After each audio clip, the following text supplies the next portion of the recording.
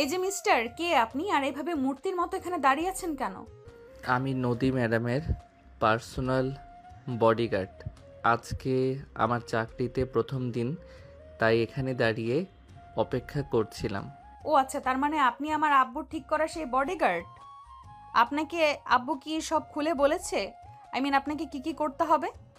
না স্যার, শুধু আমাকে বলে দিয়েছে আমার ডিউটি সকাল 8টা থেকে দুপুর 2টা পর্যন্ত, আর বাকি কাজ আপনার কাছ থেকে বুঝে নিতে বলেছে। ও আচ্ছা, ঠিক আছে। তাহলে আপনি এখন আমার সঙ্গে চলুন। আমি এখন ভার্সিটিতে যাব। আর হ্যাঁ, একটা কথা, আপনি গাড়ি ড্রাইভ করতে জানেন তো? হ্যাঁ ম্যাডাম, আমি খুব ভালো ড্রাইভ করতে পারি, আপনার কোনো চিন্তা নেই। আমি আপনাকে খুব ভালোভাবেই আপনার ভার্সিটিতে পৌঁছে দিতে পারবো। আচ্ছা, আপনি কোন ভার্সিটিতে পড়েন সেটা তো জানা হলো না। আমি জাহাঙ্গীরনগর ইউনিভার্সিটিতে পড়াশোনা করি। কেন, আমার আব্বু তোমাকে এই ব্যাপারে কোনো কিছু বলেনি নাকি? না স্যার, আসলে আমাকে এই ব্যাপারে খুলে কিছুই বলেননি। উনি শুধু বলেছিলেন ওনার মেয়ের জন্য একজন বডিগার্ড প্রয়োজন, আর আমারও একটা চাকরির প্রয়োজন ছিল, তাই আমি কোনো কিছু জিজ্ঞাসা না করেই চাকরিটা নিয়ে নিয়েছি। তাছাড়া আপনার আপু আমাকে খুব ভালো একটা বেতন দেবেন, তাই। আচ্ছা ঠিক আছে, এখন চলো। তোমার সঙ্গে বাকি কথা পরে বলবো। এখন আমার ভার্সিটির টাইম হয়ে গেছে। আগে ভার্সিটি যেতে হবে, তারপর ভার্সিটি থেকে ফিরে এসে তোমার সঙ্গে গল্প করব। এই বলে নদী আর সাগর দুজনেই ভার্সিটির উদ্দেশ্যে রওনা দিল।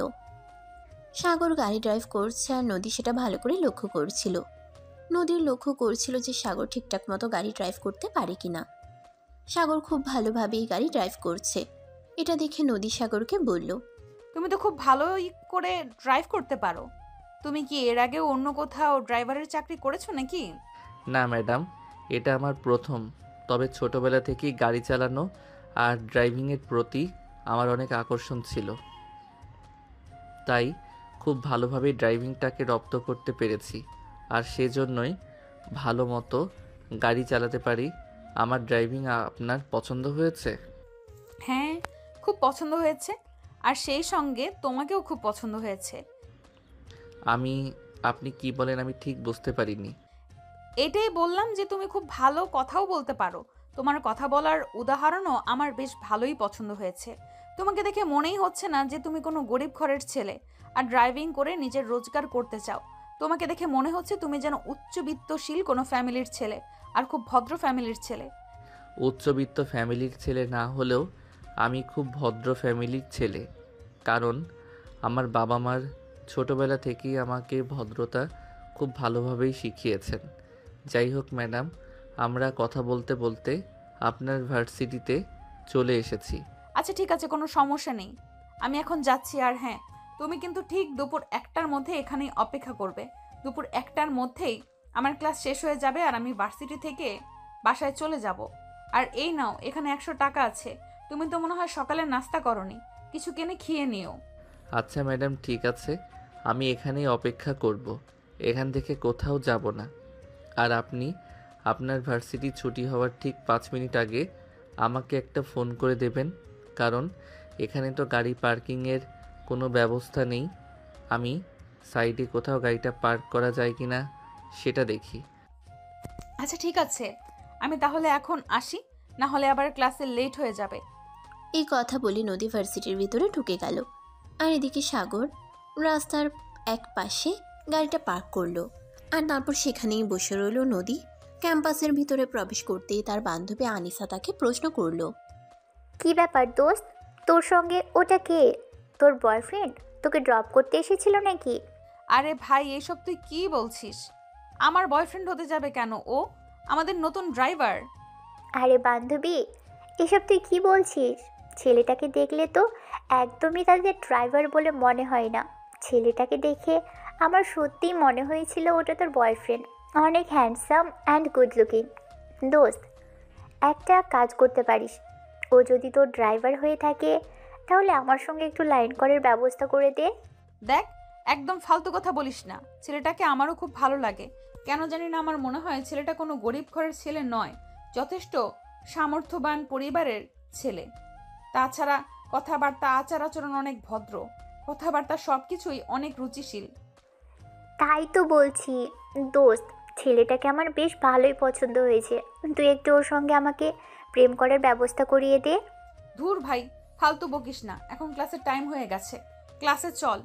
প্রেম করার জন্য দুনিয়ায় ছেলের অভাব পড়েছে নাকি যে তোর বেছে বেছে আমার ড্রাইভারের সঙ্গেই প্রেম করতে হবে? এসব ফালতু কথা আমার একদম ভালো লাগে না, চল তো এখান থেকে।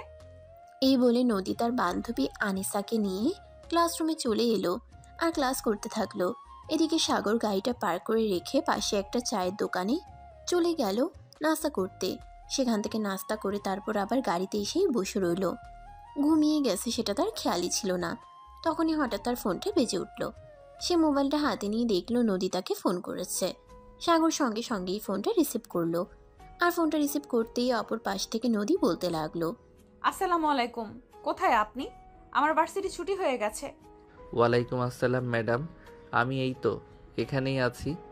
আপনি গেটের কাছে আসুন, আমি গাড়ি নিয়ে চলে আসছি। এই বলে সাগর ফোনটা কেটে দিল এবং গাড়ি নিয়ে গেটের সামনে চলে আসলো। আর এদিকে নদী তার বান্ধবী আনিসাকে নিয়ে ক্যাম্পাসের বাইরের দিকেই আসছিল। আর তখনই আনিসা নদীকে বলল, দোস্ত, আজ আমাদের ড্রাইভার আসতে পারবে না, বলল কি যেন সমস্যা হয়েছে। তুই আমাকে একটু আমার বাসার সামনে নামিয়ে দিবি? আচ্ছা ঠিক আছে, চলো আমার সঙ্গে। এই বলে নদী আর আনিসা দুজনেই গাড়ির কাছে চলে আসলো আর গাড়িতে উঠে বসলো। নদীর সামনের সিটে সাগরের সঙ্গে বসে আছে আর আনিসাকে পেছনে বসতে বলেছে। এটা দেখে আনিসা বলল, আরে ভাই, তুই আমাকে একা পিছনে বসতে বলছিস আর তুই সামনে গিয়ে ড্রাইভারের সঙ্গে বসেছিস। এটা কিন্তু একদম ঠিক হয়নি। দেখ, গাড়িটা আমার তো, আমি কোথায় বসবো না বসবো সেটা একান্তই আমার ব্যক্তিগত ব্যাপার। আর তুই বলেছিস তোর ড্রাইভার আছে, আসতে পারবে না, তাই আমি তোকে লিফট দিতে রাজি হয়েছি। তা না হলে কি আমি তোকে আমার সঙ্গে নিতাম নাকি? যাই হোক, এখন তুই যদি আমার সঙ্গে গাড়িতে করে যেতে চাস তাহলে দয়া করে তোর মুখটা বন্ধ কর, না হলে কিন্তু তুই আমার সঙ্গে যেতে পারবি না। আরে ভাই, তুই এমন কেন রে? আমি তো তোরে বললাম ছেলেটা কেমন বেশ পছন্দ হয়েছে, একটু ব্যবস্থা করিয়ে দে। ও আচ্ছা, এই ব্যাপার। তাহলে আমি এতক্ষণই বিষয়টা বুঝতে পেরেছি। তুই এক্ষুনি গাড়ি থেকে নাম, আমার সঙ্গে একদম ফাজলামো মার্কা কথাবার্তা একদম চলবে না। আরে ভাই, তুই তো আমার বান্ধবী, তুই কেন আমার সঙ্গে এরকম করছিস? বান্ধবীরা তো সবসময় বান্ধবীদের উপকার করে থাকে, কিন্তু তুই তো আমার উপকার না করে আমাকে গাড়ি থেকে নেমে যেতে বলছিস। প্লিজ দোস্ত, এরকম বলিস না। কেন? তোমাকে তো আমি আগেই বলেছিলাম এরকম ফাজলামো মার্কা কথাবার্তা আমার সঙ্গে চলবে না, কিন্তু তারপরেও তো তুই আমার কোনো কথাই শুনলি না, মিথ্যা কথা বলে গাড়িতে উঠলি, আর এখন এই কথা বলছিস। এভাবেই কথা কাটাকাটি হচ্ছিল নদী আর আনিসার মধ্যে। সাগর ড্রাইভিং সিটে বসে বসে সবকিছু শুনছিল। তখনই নদী সাগরকে উদ্দেশ্য করে বলতে লাগলো, কি ব্যাপার, কি হলো? তুমি আবার গাড়ি বন্ধ করে বসে আছো কেন? বাসায় যেতে হবে তো তোমাকে। তোমাকে তো আবার 2টার পর পাওয়া যাবে না, অলরেডি দুপুর 1:30 বেজে গেছে। আমার বাসায় পৌঁছাতে 40 মিনিটের মতো সময় লাগবে। না মানে ম্যাডাম, গাড়িতে তো আপনার সঙ্গে আরও একটা মেয়ে উঠেছে, উনি কোথায় নামবে, ওনার বাসা কোথায়, আমি তো সেই ব্যাপারে কিছুই জানি না, তাই আপনি কিছু বলবেন কি না সেটার জন্যই অপেক্ষা করছিলাম। ওর বাসার সামনেই আমার বাসা, যেতে রাস্তায় পড়বে। ওর বাসার সামনে আসলে আমি তোমাকে বলে দেব। তুমি এখন গাড়ি স্টার্ট করো। সাগর তখন কোনো কথা না বলে গাড়ি স্টার্ট করলো। প্রায় 30 মিনিট গাড়ি চালানোর পর নদী সাগরকে রাস্তায় গাড়ি দাঁড় করাতে বলে একটা বাড়ির সামনে, আর সাগর তখন গাড়ি দাঁড় করায়। আর তারপর নদী আনিসাকে গাড়ি থেকে নেমে যেতে বলে। আনিসা তখন গাল ফুলিয়ে গাড়ি থেকে নেমে যায়। তারপর সাগর আবার গাড়ি চালাতে শুরু করে। দেখতে দেখতে নদীর গাড়ির সামনে চলে আসলো আর নদীকে গাড়ি থেকে নামিয়ে দিয়ে সে গাড়িটা পার্ক করে রেখে বাসা থেকে বের হয়ে চলে যেতে চাইলো। আর তখনই পিছন থেকে নদী বলল। সাগর তখন আর কোনো কথা না বলে নদীর পিছন পিছন বাড়িতে ঢুকলো। আর নদীর ড্রয়িং রুমে এসে সাগরকে বলতে আরে কি ব্যাপার, তুমি চলে যাচ্ছ? আজকে চাকরিতে তোমার প্রথম দিন, সকালবেলা তো তোমার সঙ্গে কথাই বলতে পারলাম না। ভেবেছিলাম ভার্সিটির ছুটির পর তুমি বাসায় আসবে আর তখন তোমার সঙ্গে কথা বলবো। অ্যাকচুয়ালি ম্যাডাম, এখন তো দুপুর 2:10 বেজে গেছে আর আমার ডিউটি দুপুর 2টা পর্যন্ত, তাই চলে যাচ্ছিলাম আর কি। তুমি এখন আমার সঙ্গে বাসার ভেতরে চলো। আজকে চাকরিতে তোমার প্রথম দিন, আর তোমার তো দুপুরের খাওয়া হয়নি। তুমি দুপুরের খাবারটা খেয়ে তারপর যাবে। কিন্তু ম্যাডাম, স্যারের সঙ্গে তো কথা হয়েছে, আমি দুপুরের খাবার আমার আমাদের বাড়িতে খাবো। আই মিন, আমি বাইরের খাবার খুব একটা খাই না। তাছাড়া আমার তো মনে হয় আপনাদের বাড়িতে আপনারা কাজের লোক দিয়ে রান্না করেন, আবার আবার বাইরের লোকের হাতে রান্না খেতে খুব একটা ভালো লাগে না। ও আচ্ছা, এই ব্যাপার। ঠিক আছে, কোনো সমস্যা নেই। তুমি আসো আমি তোমার সঙ্গে। আমি তোমাকে আমার নিজের হাতে রান্না করে খাওয়াবো। কিন্তু ম্যাডাম, আপনি তো এইমাত্র ভার্সিটি থেকে আসলেন, এখন আপনার বিশ্রাম নেওয়া প্রয়োজন। আর তুমি এত কথা বলো কেন? তোমাকে আমি আমার সঙ্গে ভেতরে আসতে বলেছি, তুমি চুপচাপ আমার সঙ্গে ভেতরে আসো। আমি কোনো কথা শুনতে চাই না। সাগর তখন আর কোনো কথা না বলে নদীর পিছন পিছন বাড়িতে ঢুকলো আর নদীর ড্রয়িং রুমে এসে সাগরকে বসতে বলল। আর তারপর সে নিজের রুমে চলে গেল। নিজের রুমে গিয়ে ড্রেস চেঞ্জ করে সোজা চলে গেল। তারপর সাগরের জন্য নিজের হাতের চিকেন বিরিয়ানি রান্না করলো। বেলা হয়ে গেছে, আসলে বাসায় এসে সব কিছু গোছগাছ করে রান্না করতে হয়েছে, তো তাই নদী ডাইনিং টেবিলে খাবার সাজিয়ে তারপর সাগরকে ডেকে নিল। সাগর ডাইনিং টেবিলে এসে বসলো আর চিকেন বিরিয়ানির গন্ধ শুনে এসে বলল, গন্ধ শুকে মনে হচ্ছে বেশ ভালোই হয়েছে। রান্নাটা আপনি কি সব সময় রান্না করেন নাকি? আরে না, একদমই নাই। সব সময় রান্না করতে যাব কেন? বাড়িতে অনেকগুলো কাজের লোক আছে, ওরাই রান্না করে। তাছাড়া আমি তো সব সময় আমার পড়াশোনা নিয়েই ব্যস্ত থাকি। তুমি আজ আমাদের বাড়িতে প্রথম দিন এসেছো, আর তুমি বলেছো বাইরের মানুষের হাতে রান্না তুমি খাও না। তাই তো আমি তোমার জন্য আমার নিজের হাতে রান্না করলাম। এখন খেয়ে বলো কেমন হয়েছে। আপনি আমার জন্য এতটা কষ্ট করতে গেলেন? আচ্ছা ঠিক আছে, আমি খেয়ে দেখছি, তবে মনে হয় ভালোই হয়েছে। আরে বাবা, আগে খেয়ে তো দেখো কেমন হয়েছে, তারপর না হয় বলো। সাগর তখন আর কোনো কথা না বলে চুপচাপ খাওয়া শুরু করলো। বিরিয়ানি হেব্বি টেস্টি হয়েছিল। সাগর পুরো প্লেট একেবারে শেষ করে দিল। এটা দেখে নদী বলতে লাগলো, এই নাও, আর একটু নাও। আমার মনে হয় তোমার কাছে এটা খুব ভালো লেগেছে।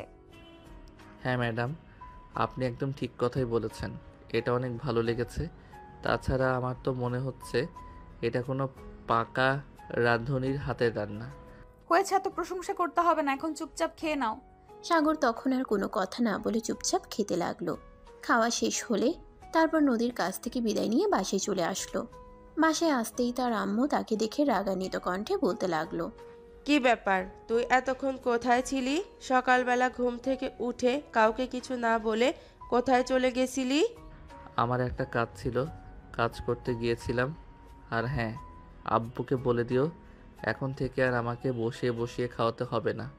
আমি একটা চাকরি জোগাড় করেছি, এখন থেকে আমি চাকরি করেই খেতে পারবো। মানেটা কি? কি বলছিস? আমি তো কিছুই বুঝতে পারছি না। আর তুই এতক্ষণ কোথায় ছিলি সেটা অন্তত আমাকে বল। আমি সে কখন থেকে তোকে ফোন দিচ্ছিলাম, কিন্তু তোর ফোন বারবার সুইচ অফ বলছিল। কি সমস্যা তোর? বললাম না আমি একটা চাকরি জোগাড় করেছি আর চাকরি করতে গিয়েছিলাম। তোমরা তো আমাকে প্রতিদিন খোটা দাও, আমি তোমাদের কামাই বসে বসে খাই, নিজে কিছু করে খেতে পারি না কেন? ও আচ্ছা, এ কথা আমরা সব সময় তোকে মজা করেই কথাটা বলি, আর সেজন্য তুই চাকরি করতে চলে যাবি? তুই আমাদের একমাত্র সন্তান, আমাদের অর্থবিত্ত, টাকা পয়সা কোনটার কমতি আছে যে তোকে বাইরে গিয়ে চাকরি করে খেতে হবে? না, ওই যে আমি পড়াশোনা করতে চাই, আর তোমরা সব সময় বলো পড়াশোনার পাশাপাশি ব্যবসার দেখাশোনা করতে। আমি ব্যবসার ব পর্যন্ত বুঝি না, আর সেখানে ব্যবসা করব কিভাবে? তাই আর তোমাদের সঙ্গে ঝামেলা না করে চাকরি করতে চলে গিয়েছি। আর হ্যাঁ, আব্বুকে বলে দিও আমি মাসে 40,000 টাকা বেতন পাবো, আর আমার ডিউটি মাত্র 6 ঘন্টা। আরে বাবা, এসব থেকে কি বলছিস? তোর কি মাথা খারাপ হয়ে গেছে নাকি? যেখানে তোর বাবার কোম্পানিতে কয়েক হাজার শ্রমিক কাজ করে, আর সেখানে তুই কিনা অন্য কোথাও গিয়ে চাকরি করবি, তাও আবার 40,000 টাকা বেতনে? হ্যাঁ, আমি চাকরি করব, আর চাকরির পয়সা দিয়ে আমি আমার পড়াশোনার খরচ চালাতে পারবো। আমি আর তোমাদেরকে কোনো ঝামেলায় ফেলবো না। তাছাড়া 40,000 টাকা আমার জন্য পড়াশোনা আর নিজের খরচের জন্য যথেষ্ট। তাই তোমাদেরকে আর বিরক্ত করব না টাকা পয়সা নিয়ে। আরে ভাইয়া, এসব তুই কি বলছিস? তোর কি মাথা খারাপ হয়ে গেছে নাকি? আব্বু না হয় মজা করে এসব কথা বলে, আর তাই বলে তুই বাইরে চাকরি করতে চলে যাবি? ভাইয়া, এরকম করিস না, আব্বু শুনলে কিন্তু খুব রাগ করবে। সে যা ইচ্ছা তাই করুক, তাতে আমার কিছুই যায় আসে না। আমি কারোর কোনো কথা শুনবো না। আমি আমার মতোই চলবো, বুঝতে পেরেছিস? ভাইয়া, আমার মনে হয় সত্যি তোর মাথা খারাপ হয়ে গেছে। যেখানে আমাদের টাকা পয়সার অভাব নেই, সেখানে তুই অন্যের অধীনস্থ হয়ে চাকরি করবি? এটা আমরা মেনে নিতে পারছি না। তোদের মেনে নেওয়া না নেওয়ায় আমার কিছুই যায় আসে না। তোরা মেনে নিলে নিতে পারিস, না নিলে নাই, তাতে আমার কি। আর হ্যাঁ, আমি এখন রুমে যাচ্ছি, ঘুমাবো। দয়া করে কেউ আমায় বিরক্ত করবি না। সত্যি আমার ছেলেটার মাথা নষ্ট হয়ে গেছে। আচ্ছা ঠিক আছে, আমরা কেউ তোকে বিরক্ত করব না, কিন্তু এখন তো বিকাল 4টা বেজে গেছে। তুই দুপুরের খাবারটা অন্তত খেয়ে যা। না, সেটার কোনো প্রয়োজন হবে না, আমি খাবার খেয়ে এসেছি। এরপর সাগর কাউকে আর কোনো কথা বলার সুযোগ না দিয়ে সেখান থেকে সোজা নিজের রুমে চলে গেল আর দরজা আটকে দিয়ে ঘুমিয়ে পড়ল। এদিকে সাগরের আম্মু তার ছোট বোনকে বলতে লাগলো, কি হলো ছেলেটা, সেই তো বুঝতেই পারছি না। আচ্ছা, ও কোথায় চাকরি নিয়েছে বা কোথায় চাকরি করছে, এ ব্যাপারে তোকে কি কিছু বলছে? না, আমি জানলে কি তোমার ছেলেকে চাকরি করতে যেতে দিতাম নাকি? আমাকে তো এ ব্যাপারে কিছুই বলেনি। আচ্ছা ঠিক আছে, সমস্যা নেই। তোর আব্বু বাসায় আসুক, তোর আব্বুর সঙ্গে কথা বলতে হবে। এখন আর তোর আব্বুর সঙ্গে এ ব্যাপারে কথা না বললে হবে না। কিন্তু আমার মনে হয় আব্বুর সঙ্গে কথা বলেও সেরকম কোনো লাভ হবে না, কারণ তুমি তো ভাইয়াকে খুব ভালো করেই জানো। ভাইয়া কারো কথাই শোনে না, তার মাথায় যখন যেটা ওঠে তখন সে সেটাই করে।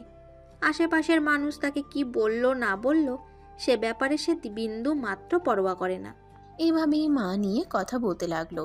কিছুক্ষণের মধ্যেই সাগরের আব্বু অফিস থেকে বাসে ফিরে আসলো। সাগরের আম্মু আর তার ছোট বোন দুজনেই ড্রয়িং রুমে চিন্তিত মনে বসেছিল। এটা দেখে সাগরের আব্বু বলল, কি ব্যাপার? কি হয়েছে? তোমরা মা মেয়ে এভাবে এখানে চিন্তিত হয়ে বসে আছো কেন? কোনো সমস্যা হয়েছে নাকি? সমস্যা হয়েছে কি না এটা তুমি আমাদেরকে জিজ্ঞাসা করছো?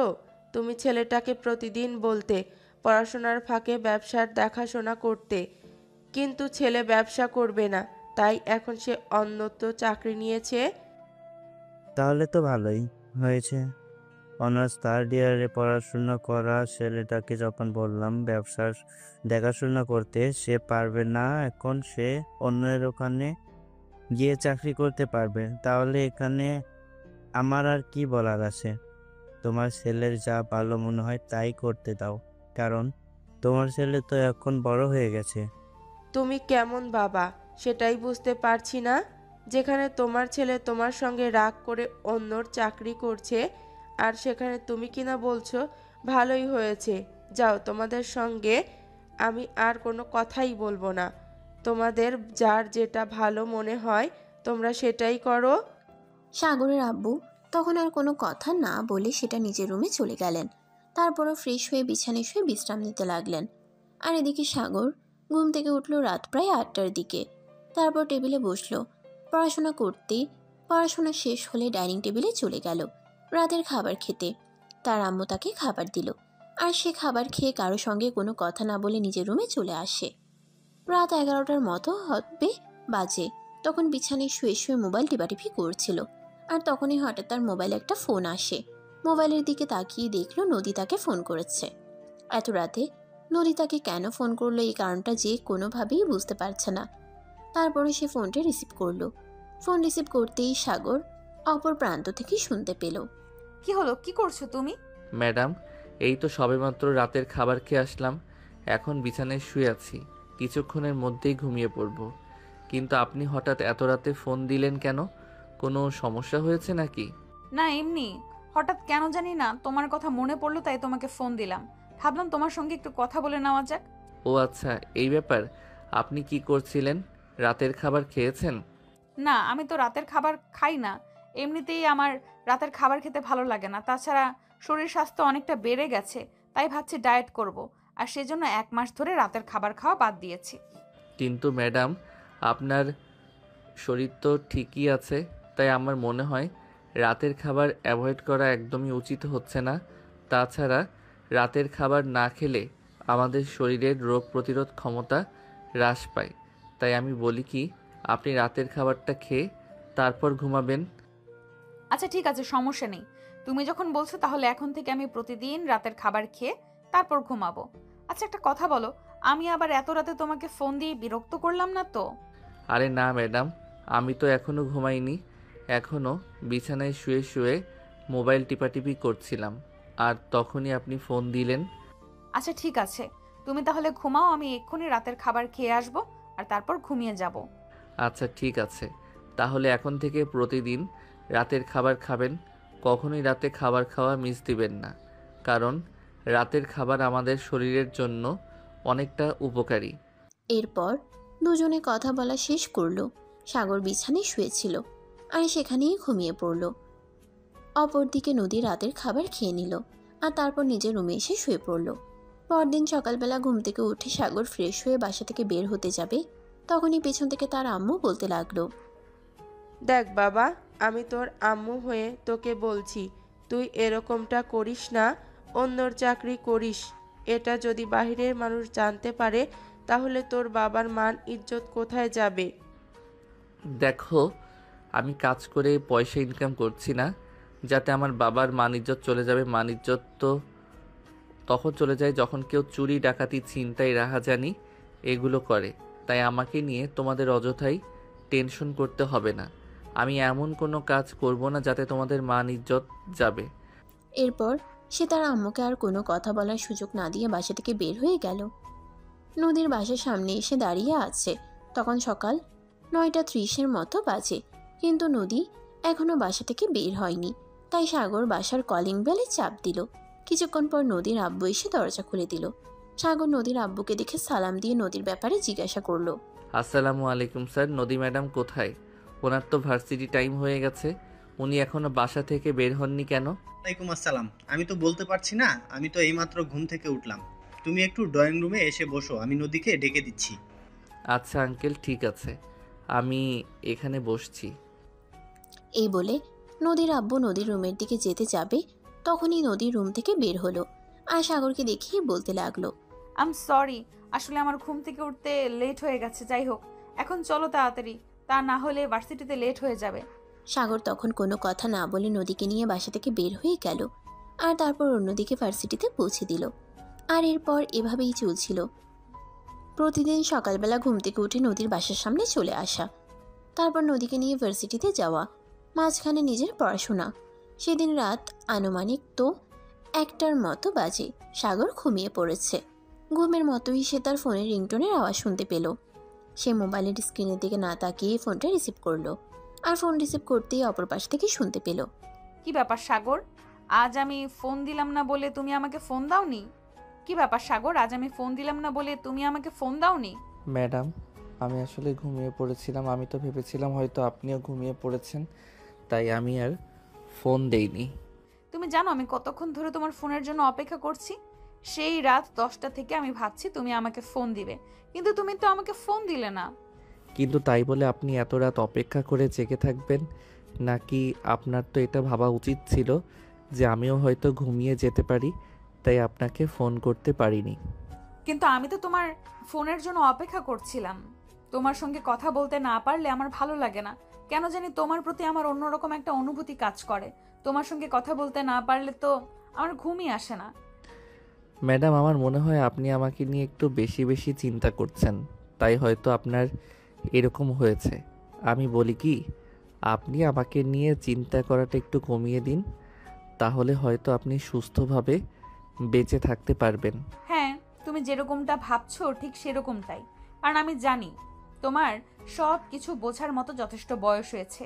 তাই আমি তোমাকে এ ব্যাপারে বললাম। দেখো, আমি সত্যি বলছি, তোমার সঙ্গে কথা না বলতে পারলে আমার একটুও ভালো লাগে না, আমার ঘুম আসে না, কোনো কিছুই করতে মন চায় না। হ্যাঁ, আমি সেটা বুঝতে পেরেছি বলেই তো আপনাকে বলছি, আপনি আমাকে নিয়ে চিন্তা করা একটু কমিয়ে দিন, তাহলে আপনি ভালো থাকতে পারবেন। আমার মনে হয় তাই আপনাকে বললাম। কিন্তু আমি তোমার সঙ্গে কথা না বললে থাকতে পারবো না। আমি সত্যি বলছি, জানি না এটাকে কি বলে। যদি তোমার মনে হয় আমি তোমার প্রেমে পড়েছি, তাহলে আমার মনে হয় এটাই সত্যি যে আমি তোমার প্রেমে পড়ে গেছি। ম্যাডাম, ভুলে যাবেন না আমি আপনার বডিগার্ড। আপনাকে সুরক্ষা দেওয়া আমার দায়িত্ব। আমার বাবা আপনাকে সুরক্ষা দেওয়ার জন্য আমাকে রেখেছেন। আপনাকে ভার্সিটি পৌঁছে দেওয়া এবং ভার্সিটি থেকে বাসা পর্যন্ত পৌঁছে দেওয়া আমার দায়িত্ব। আমি জানি না কেন আমার সঙ্গে এরকম হচ্ছে, কিন্তু আমি সত্যি বলছি আমি তোমায় ভালোবেসে ফেলেছি। তোমাকে ছাড়া বেঁচে থাকা আমি পারবো না। এসব আপনি কি বলছেন? আপনার কি মাথা নষ্ট হয়ে গেছে নাকি? প্রথমত, আপনি আমার যে বয়সে বড়। দ্বিতীয়ত, আমি আপনার বডিগার্ড। এই সম্পর্ক কোনো দিনও কেউ মেনে নিবে না। না তো আমার ফ্যামিলির মানুষ, জানাই না তো আমার ফ্যামিলির মানুষজন। এর মধ্যে সবচেয়ে বড় বাধা সেটা হলো আপনি আমার মালকিন আর আমি আপনার বডিগার্ড। প্রেম ভালোবাসা এসব কোনো বিষয় না। তাছাড়া আমি তোমাকে ভালোবাসি, আর আমার ভালোবাসার মাঝখানে কোনো বাধা আছে আমি সেটা পরোয়া করব না। কারণ আমার কাছে আমার ভালোবাসা, আমার ভালো থাকাটাই সবচেয়ে বেশি ইম্পর্ট্যান্ট। কিন্তু ম্যাডাম, আমি কোনো কিন্তু শুনতে চাই না। আমি তোমায় ভালোবাসি। I love you Sagar. Love you too. একটা সত্যি কথা বলবো, জানি না তুমি বিশ্বাস করবে কিনা। এরকম কেন বলছো তুমি? কিছু বললে আমি কেন বিশ্বাস করব না? বলো তুমি কি বলতে চাও। আমিও তোমাকে অনেক আগে থেকেই ভালোবাসি। অনেক দিন ধরেই তোমায় ফলো করতাম। আর তখনই জানতে পারলাম তোমার বাবা তোমার জন্য একদম পার্সোনাল বডিগার্ড খুঁজছেন। আর তখনই সুযোগ খুঁজে সুযোগের সব ব্যবহার করলাম। তোমার পাশাপাশি থাকার চেষ্টা করলাম। তোমার দৃষ্টি আকর্ষণ করার চেষ্টা করলাম। আর আমি সত্যি সফল হলাম। তাহলে তুমি এতদিন কেন বলনি আমাকে যে তুমি আমাকে ভালোবাসো? তাহলে তো আর আমাকে এতদিন অপেক্ষা করতে হতো না। ওই যে, তুমি কোটিপতি বাবার একমাত্র আদরের সন্তান, আর আমি গরিব ঘরে জন্ম নেওয়া এক ছেলে। তোমার আমার এই সম্পর্ক কোনোদিনও কেউ মেনে নিবে না। তাছাড়া আমি যদি হুট করে তোমাকে প্রপোজ করতাম, তাহলে তুমি যে আমায় অ্যাকসেপ্ট করতে তার তো কোনো গ্যারান্টি নেই। তাই আমি তোমার পাশাপাশি থেকে তোমার দৃষ্টি আকর্ষণ করতে চেয়েছিলাম। আমি চেয়েছিলাম তুমি নিজেই আমাকে বলো, আর আমি সেটাতে সফল হলাম। ওরে বাবারে বাবা, তুমি এত চালাক সেটা তো আমি জানতেই পারিনি। তুমি আমার সঙ্গে এত বড় চালাকি করতে পারলে, অবশেষে আমাকে দিয়ে বলাতে বাধ্য করলে। হ্যাঁ, কারণ আমি গরিব ঘরের ছেলে। তুমি যদি আমাকে মেনে না নিতে, তখন তো আমাকে অপমানিত হয়ে ফিরে আসতে হতো। তার চাইতে বরং এটা ভালো হলো না যে কাটা দিয়ে কাটা তুলে ফেললাম। তোমাকে দিয়ে তোমার ভালোবাসার কথা স্বীকার করিয়ে নিলাম। তুমি খুব চালাক, এটা সত্যিই মানতে হবে। তারপর দুজনে কথা বলতে শুরু করলো। তাদের কথা যেন শেষই হচ্ছিল না। কথা বলতে বলতেই ফজরের আজান দিয়ে দিছে। ফজরের আজান দেওয়ার পর দুজনে কথা বলা শেষ করে এবং ফোন রেখে ঘুমিয়ে যায়। পরের দিন সকালবেলা যখন ঘুম ভাঙল, তখন সকাল 10টা বেজে গেছে। ঘুম থেকে উঠে সাগর তাড়াতাড়ি করে ফ্রেশ হয়ে বাড়ি থেকে তাড়াহুড়ো করে বের হয়ে নদীর বাড়ি নিয়ে চলে গেল। নদী যখন বাসার বাইরে দাঁড়িয়ে আছে, সাগর নদীকে দেখেই বলল, আই এম সরি, আসলে ঘুম থেকে উঠতে লেট হয়ে গেছে। প্লিজ এবারের মতো আমাকে ক্ষমা করে দেওয়া যায় না? আরে না বাবা, ঠিক আছে, কোনো সমস্যা নেই। আজকে আমারও ঘুম থেকে উঠতে লেট হয়ে গেছে, তাই দেখো আমি কিন্তু ভার্সিটিতে যাওয়ার জন্য তৈরি হইনি। আমি আজ তোমাকে নিয়ে একটু বাইরে ঘুরতে যাব। কিন্তু তোমার আব্বু যদি জানতে পারে যে তুমি ভার্সিটি না গিয়ে ঘুরতে গেছো, তখন কিন্তু তোমার আব্বু বকা দেবে। আর সেই বোকার বাগ কিন্তু আমাকেও নিতে হবে। এটা কি তুমি জানো? এত কিছু জানার তো আমার কোনো প্রয়োজন নেই। আমি শুধু এটা বলেছি যে আমি তোমাকে নিয়ে ঘুরতে যাব। আব্বু কি বললো না বললো সে ব্যাপারে আমার বিন্দুমাত্র ইন্টারেস্ট নেই। আব্বুর যা বলার বলুক, আমি তো আব্বুর কথা এক কান দিয়ে শুনে ওই কান দিয়ে বের করে দেই। কিন্তু তারপরেও আমার চাকরির ব্যাপার এটা। আমি যদি চাকরি করতে না পারি, তাহলে আমার সংসার চলবে কি করে? তখন যদি আমার চাকরিটা চলে যায়, তখন কি হবে? আরে বাবা, তুমি এত চিন্তা কেন করছো? আব্বু কিছুই জানতে পারবে না। আপু অফিসে চলে গেছে, আর আব্বু বাসায় ফিরে আসতে আসতে রাত 8টা বেজে যাবে। তাই তোমার চিন্তার কোনো কারণ নেই। এখন চলো তো আমার সঙ্গে। এই বলে নদী আর সাগর দুজনেই গাড়িতে উঠে বসলো। আর সাগর গাড়ি স্টার্ট করেই নদীকে বলল, ম্যাডাম আমরা কোথায় যাব? মানে আমরা কোথায় ঘুরতে যাচ্ছি? আমরা গাজীপুরের পুবাইলের এদিকে যাব। ওখানে মেঘডুবি বলতে একটা জায়গা আছে, ওখানে ঘোরাঘুরি করব। আর মেঘডুবিতে একটা পার্ক আছে ওখানে। কিন্তু ম্যাডাম এটা তো আমাদের লোকেশন থেকে অনেক দূরে, যেতে যেতেই প্রায় 2 ঘন্টার। আরে তা লাগো, কোনো সমস্যা নেই। তোমাকে বললাম তো, এত চিন্তার কিছুই নেই। আব্বু বাসায় ফিরে আসতে আসতে রাত 8টার মতো বেঁচে যাবে। আমরা তার আগেই চলে আসতে পারবো। আচ্ছা ঠিক আছে, তাহলে চলুন যাওয়া যাক। এই তুমি আমাকে আপনি করে কেন বলো বলো তো? তোমাকে না বললাম আমাকে সব সময় তুমি করে কথা বলবা, কখনোই আপনি করে কথা বলবা না। আপনি আপনি করে কথা বললে পর পর লাগে, আর তুমি করে কথা বললে আপন আপন লাগে। বুঝতে পেরেছো? ওকে ম্যাডাম, কিন্তু আপনার আব্বু যদি জানতে পারে আমাদের এই সম্পর্কের কথা, তখন কি হবে? আপনি কি একটাবারও সেটা চিন্তা করে দেখেছেন, নাকি হুটহাট করেই সব কিছু করে চলেছেন? দেখো, আমি এত চিন্তা করা একদম পছন্দ করি না। যখন যেটা হবে তখন সেটা দেখা যাবে। এখন অযথাই চিন্তা করে কি লাভ বলো? তারপর সাগর নদীর সঙ্গে আর কোনো কথা না বলে গাড়ি চালাতে থাকলো। প্রায় 2 ঘন্টার মতো সময় লাগলো। তারপর সাগর নদীর সঙ্গে আর কোনো কথা না বলে গাড়ি চালাতে থাকলো। প্রায় 2 ঘন্টার মতো সময় লাগলো পুবাইলের মেঘডুবিতে এসে পৌঁছাতে। তারা দুজনে সারাদিন সেখানে ঘোরাঘুরি করলো। আর তারপর বিকেলের দিকে সেখান থেকে বের হয়ে বাসার দিকে রওনা দিল। আর তখনই নদী বলতে লাগলো, ভালো একটা রেস্টুরেন্ট থেকে তার সামনে গাড়িটা তাই করাবো। সারাদিন তো তেমন কিছুই খাওয়া হলো না, ফুচকা, ঝালমুড়ি, চকলেট, আইসক্রিম এগুলো ছাড়া। ম্যাডাম সন্ধ্যা হয়ে গেছে, এখন যদি রেস্টুরেন্টে খাবার খেতে ঢুকে তাহলে তো বাসায় ফিরতে লেট হয়ে যাবে। লেট হবে না, তোমাকে যেটা বলেছি সেটা করো। তুমি রাস্তার পাশে ভালো একটা রেস্টুরেন্ট দেখে গাড়ি দাঁড় করাবে, তারপর সেখানে মিলে দুজন খাওয়া দাওয়া করে তারপর বাসায় ফিরবো। যথা আজ্ঞা মহারানী, আপনি যা বলবেন। এই বলে সাগর গাড়ি চালাতে লাগলো। আর কিছুক্ষণ পরেই একটা বড় রেস্টুরেন্টের সামনে এনে গাড়ি দাঁড় করালো। তারপর দুজনে মিলে সেখানে খাবার খেলো। খাওয়া দাওয়া শেষ করে তারপর সাগর নদীকে তার বাসায় পৌঁছে দিল।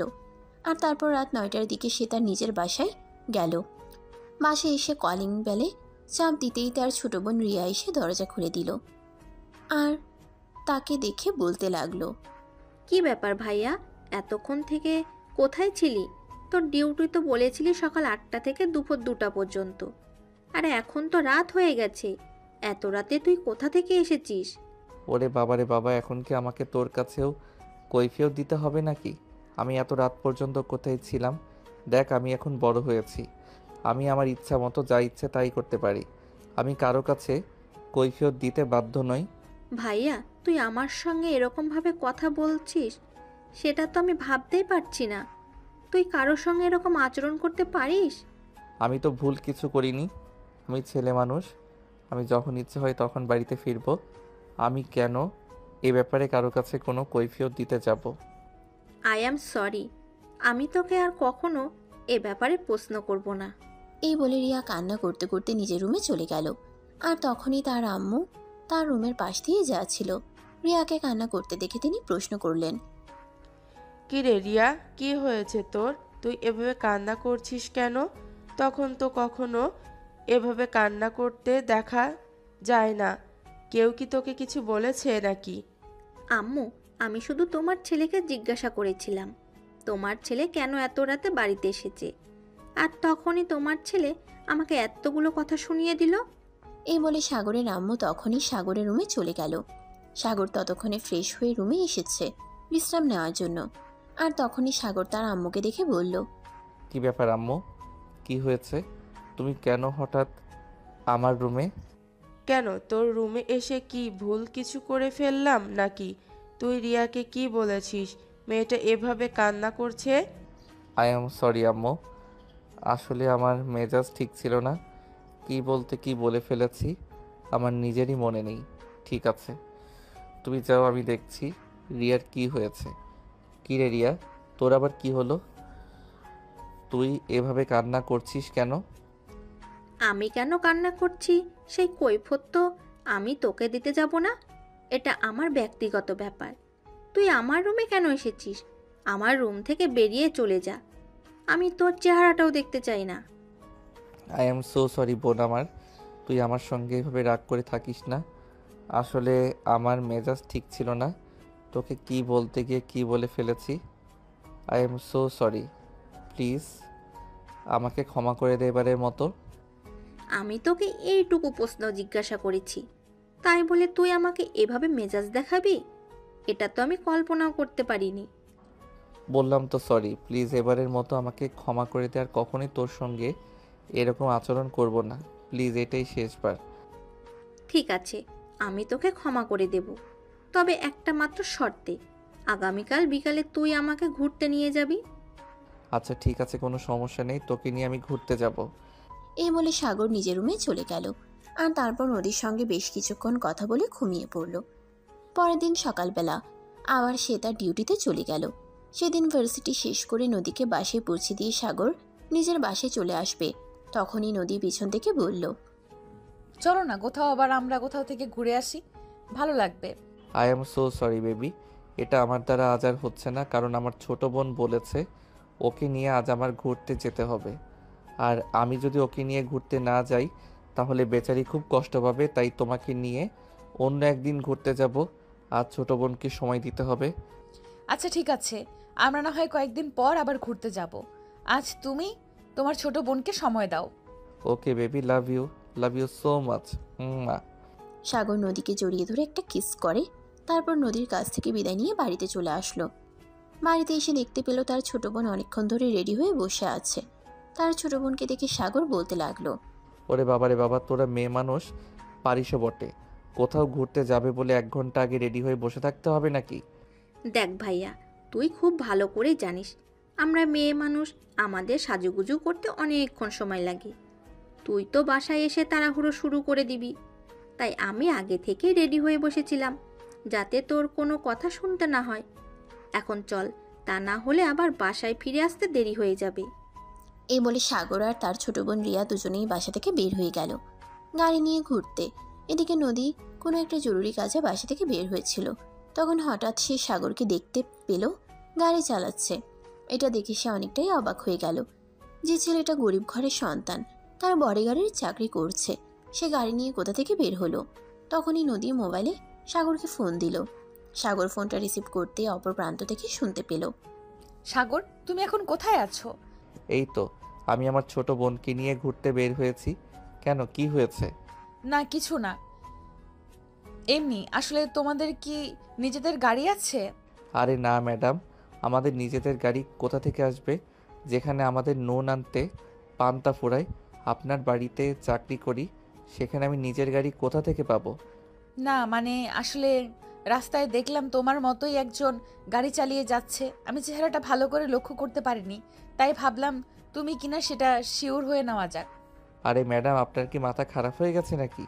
আমাদের নিজেদের গাড়ি কোথা থেকে আসবে? আমি তো আমার বোনকে নিয়ে রিকশায় করে ঘুরতে বের হয়েছি। যাই হোক, এখন রাখি, বাসায় ফিরে তারপর কথা হবে। এই বলে সাগর ফোনটা কেটে দিল। এদিকে নদীর কিন্তু সাগরের কথাগুলো মোটেও হজম হচ্ছে না। সে নিজের চোখে তো আর অবিশ্বাস করতে পারে না। সে নিজের চোখেই দেখেছে সাগরকে গাড়ি চালাতে। এখন সাগর মিথ্যে বলল কেন, এটাই ভাববার বিষয়। তাই নদী ঠিক করলো সাগরের গাড়িটাকে ফলো করবে। যেমন চিন্তা তেমনই কাজ। তাই সে উবার ডেকে উবার নিয়ে সাগরের গাড়িটাকে ফলো করতে লাগলো। সাগর তার বোনকে নিয়ে একটা রেস্টুরেন্টে এসে ঢুকছে। দুজনে খাবার খাচ্ছে, তখনই পেছন থেকে নদী বলল, বাবা, মিস্টার সাগর, আপনি নাকি গরিব ঘরের সন্তান, তাহলে 5 স্টার হোটেলে বোনকে নিয়ে খাবার খাচ্ছেন কি করে? আরে ম্যাডাম, আপনি এখানে? আপনি কি আমায় ফলো করছিলেন নাকি?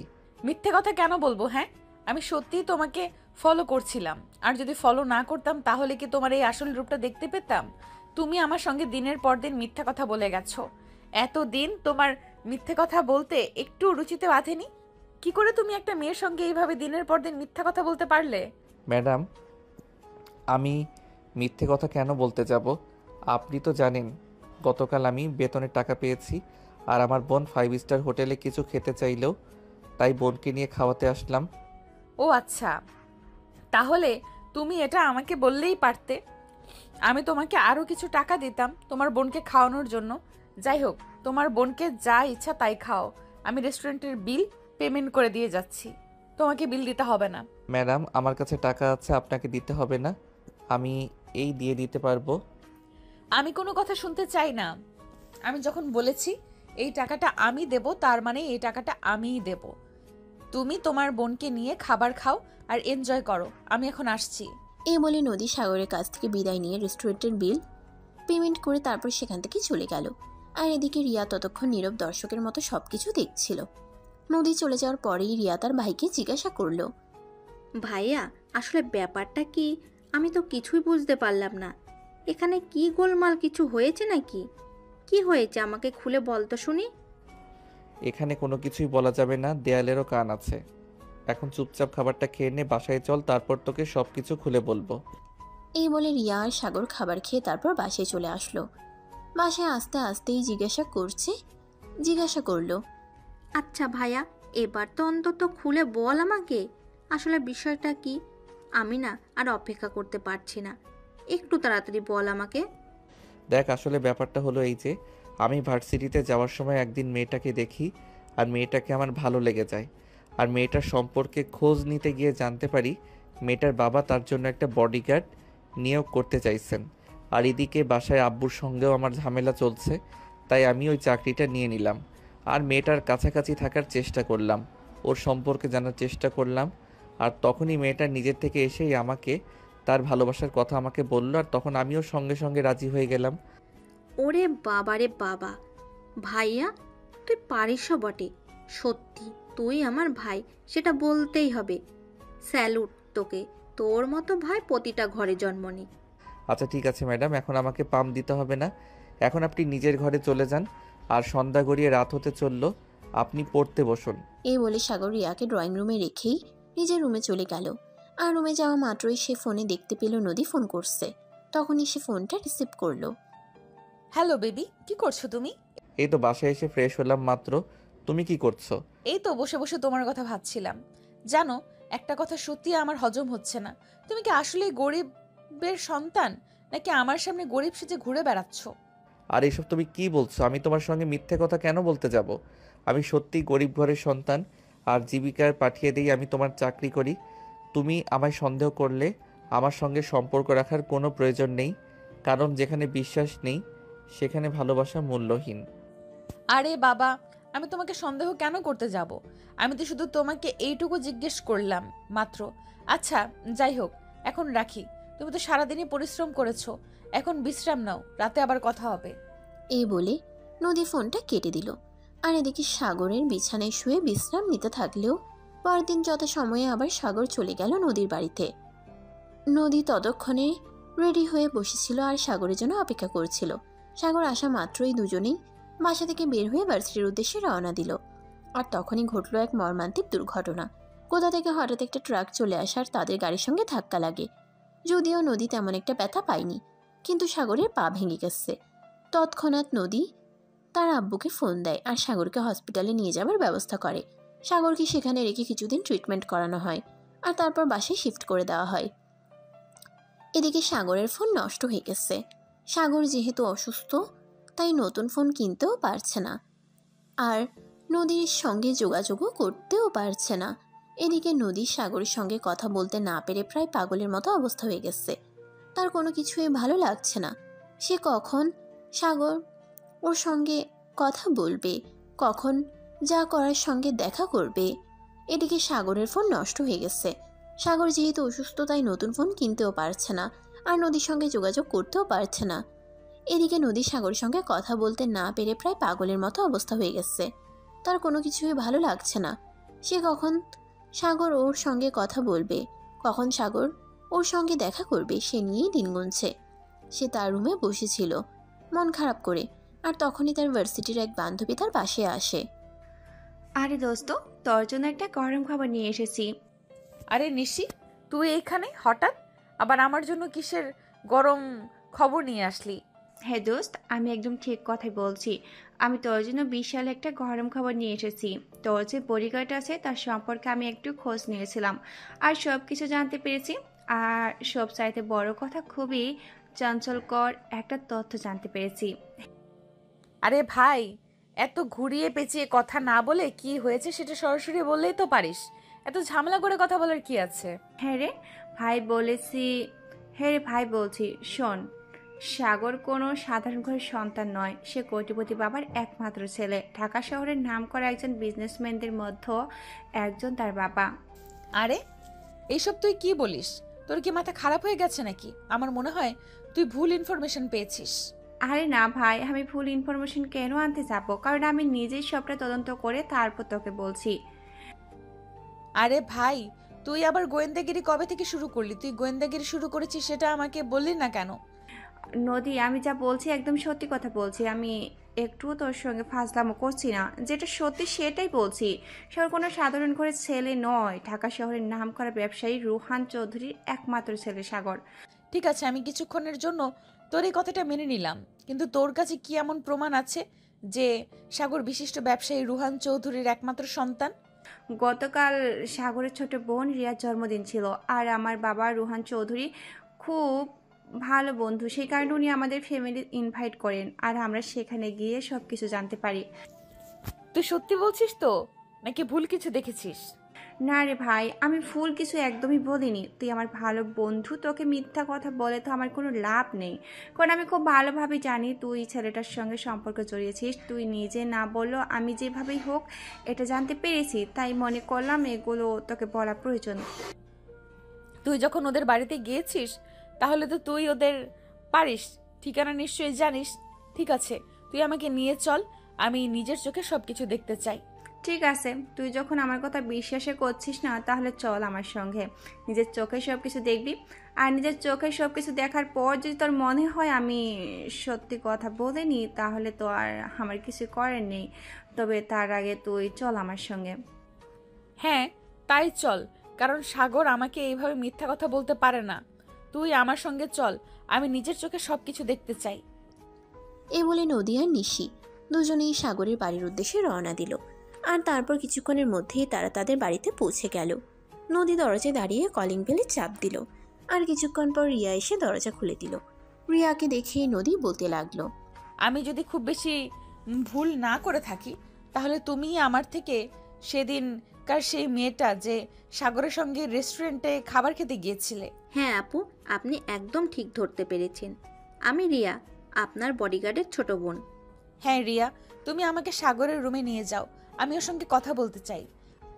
ভাইয়া তো এখন ঘুমাচ্ছে, আর ডক্টর বলেছে ভাইয়া যখন ঘুমায় তখন যেন তাকে কেউ বিরক্ত না করে। তাই তুমি একটু ড্রয়িং রুমে এসে বসো, ভাইয়া ঘুম থেকে উঠলে তারপর ভাইয়াকে ডেকে দেব। কিন্তু নদী প্রচণ্ড ক্ষেপে গেছে। কারোর কোনো কথাই সে এই মুহূর্তে শুনবে না, তাই সে চিৎকার দিয়ে রিয়াকে বলে উঠল, আমি কোনো কথা শুনতে চাই না। ঘুম থেকে উঠলে তাড়াতাড়ি খুব বেশি ক্ষতি হয়ে যায়, তাহলে হয়ে যাক, তাতে আমার কিছুই যায় আসে না, কিন্তু আমি এক্ষুনি তার সঙ্গে কথা বলবো। তুমি তাকে ঘুম থেকে ডেকে দাও। কিন্তু আপু, আমি বললাম না, আমি কোনো কিন্তু শুনতে চাই না। আমি এক্ষুনি সাগরের সঙ্গে কথা বলতে চাই। তুমি সাগরকে ডেকে দিবে কিনা আমি সেটাই জানতে চাইছি। ঠিক আছে, তুমি এখানে বসো, আমি ভাইয়াকে ডেকে দিচ্ছি। এই ভাইয়া, ভাইয়া, নদী আপু তোর সঙ্গে দেখা করতে এসেছে।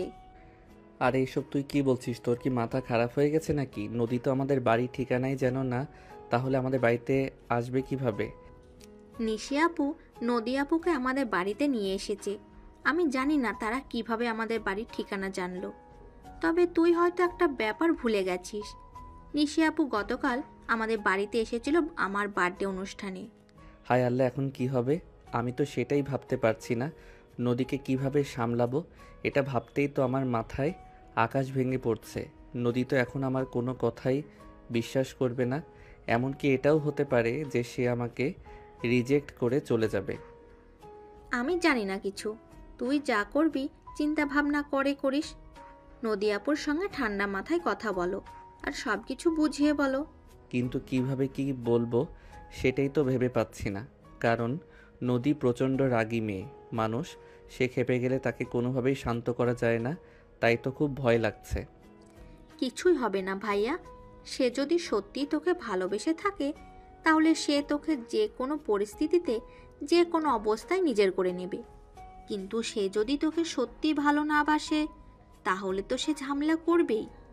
আগে তুই নদী আপুর সম্মুখীন হো, আর তার মনের কথা বোঝার চেষ্টা কর, তারপর যা হয় হবে। সাগর তখন আস্তে আস্তে সিঁড়ি দিয়ে নিচে নেমে আসলো। নদী এদিকে রেগে আগুন হয়ে বসে আছে। সাগর নদীর সামনে এসে দাঁড়ালো আর আস্তে আস্তে বলল, নদী তুমি এখানে? তার আগে তুমি আমাকে এটা বলো যে তুমি আমাকে মিথ্যে কথা কেন বলছো? এতদিন ধরে আমাকে মিথ্যের মধ্যে বসবাস করিয়েছো কেন? তুমি আমার সঙ্গে সত্য কথা বলনি। নদী প্লিজ তুমি তোমার মাথাটা ঠান্ডা করো আর আমাকে কিছু বলতে দাও। দেখো এমনিতেই মেজাজ খারাপ হয়ে আছে, তুই আমার সঙ্গে আর কোনো কথা বলিস না। তুই এতদিন আমার সঙ্গে মিথ্যে কথা কেন বলেছিস? আমি শুধু সেটাই জানতে চাইছি। তারপর আমি তার সঙ্গে আর কোনো কথা বলবো না। দেখো নদী, প্রথমত তোমাকে আমি বলেইছিলাম তোমাকে আমি অনেক আগে থেকেই পছন্দ করতাম, কিন্তু বলার সাহস হয়ে ওঠেনি, কারণ তুমি কোটিপতি বাবার একমাত্র মেয়ে, তার উপর আবার আমার সাথে বয়সের সিনিয়র। তোমাকে বলার মতো সাহস আমার ছিল না। এসব ফালতু প্যাচাল বাদ দিয়ে তুই আমাকে এটা বল, কেন তুই আমাকে এতদিন মিথ্যা কথা বলেছিস? তুই কেন আমাকে বলিসনি রুহান আঙ্কেল তোর বাবা? আমি আমার বাবার পরিচয় তোমার কাছে দিতে চাইনি। তাছাড়া তুমি আমার চাইতে বয়সের সিনিয়র, এটা যদি কাউকে বলতাম তাহলে হয়তো কেউ আমাকে এ ব্যাপারে কোনো সহযোগিতা করতো না, কারণ একটা সিনিয়র মেয়ের সঙ্গে কোনো দিনই একটা জুনিয়র ছেলের সম্পর্ক হতে পারে না।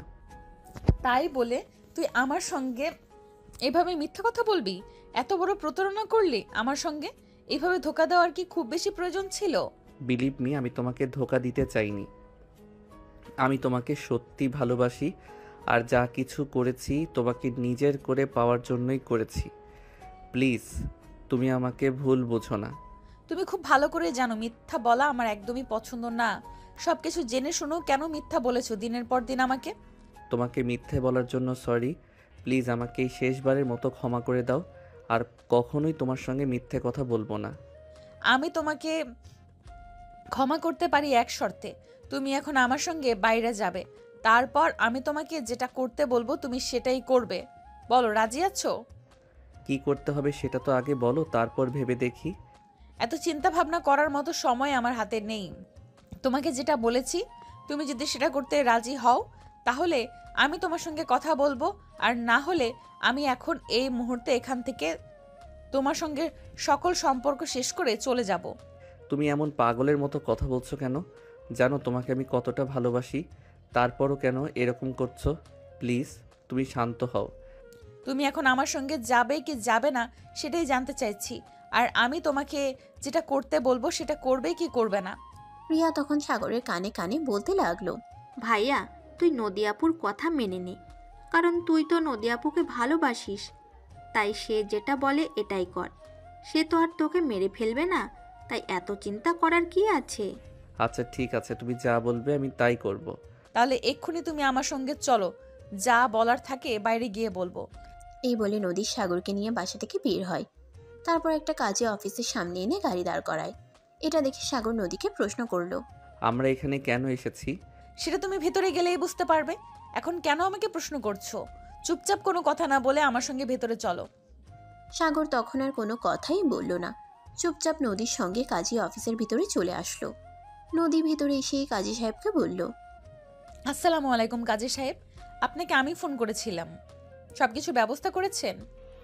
ও ম্যাডাম, আপনি? হ্যাঁ, আমি সব কিছু ঠিক করে রেখেছি, কিন্তু আপনাকে দেখে তো চেনা চেনা লাগছে। আপনি ব্যবসায়ী আজাহার সাহেবের মেয়ে না? আমি কে আর কারণ নিয়ে আমার কি পরিচয় এত কিছু আপনার জানার কোনো প্রয়োজন নেই। আমি আপনার এখানে যেটার জন্য এসেছি আপনি সেটাই করুন। হ্যাঁ ম্যাডাম, আমি আপনার সমস্ত কাগজপত্র রেডি করে রেখেছি, এখন শুধু আপনারা দুজনে সাইন করলেই হবে। নদী তখন কাজী সাহেবের হাত থেকে কাগজটা নিয়ে ওটাতে সাইন করে দিল, আর তারপর সাগরের দিকে তাকিয়ে বলল, এই নাও আমি সাইন করে দিয়েছি, এখন তুমি এখানে সাইন করে দাও, তাহলেই ঝামেলা মিটে যাবে। নদী, এটা তো বিয়ের রেজিস্ট্রি পেপার। হ্যাঁ, আমি কানা নই, আমি চোখে ঠিকঠাকই দেখতে পাই। আমি দেখতে পাচ্ছি যে একটা বিয়ের রেজিস্ট্রি পেপার, তাই আমি তোমাকে এখানে সাইন করতে বলেছি। নদী, তুমি তো আমাকে বলনি যে তুমি আমাকে এখানে বিয়ে করতে নিয়ে এসেছো।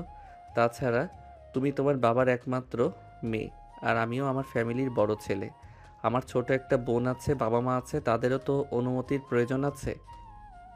কারোর কোনো অনুমতির প্রয়োজন নেই। তুমি আমাকে ভালোবাসো আর আমি তোমাকে ভালোবাসি। এখন তুমি এইটাতে সাইন করবে, এটাই তোমার ভালোবাসার প্রমাণ।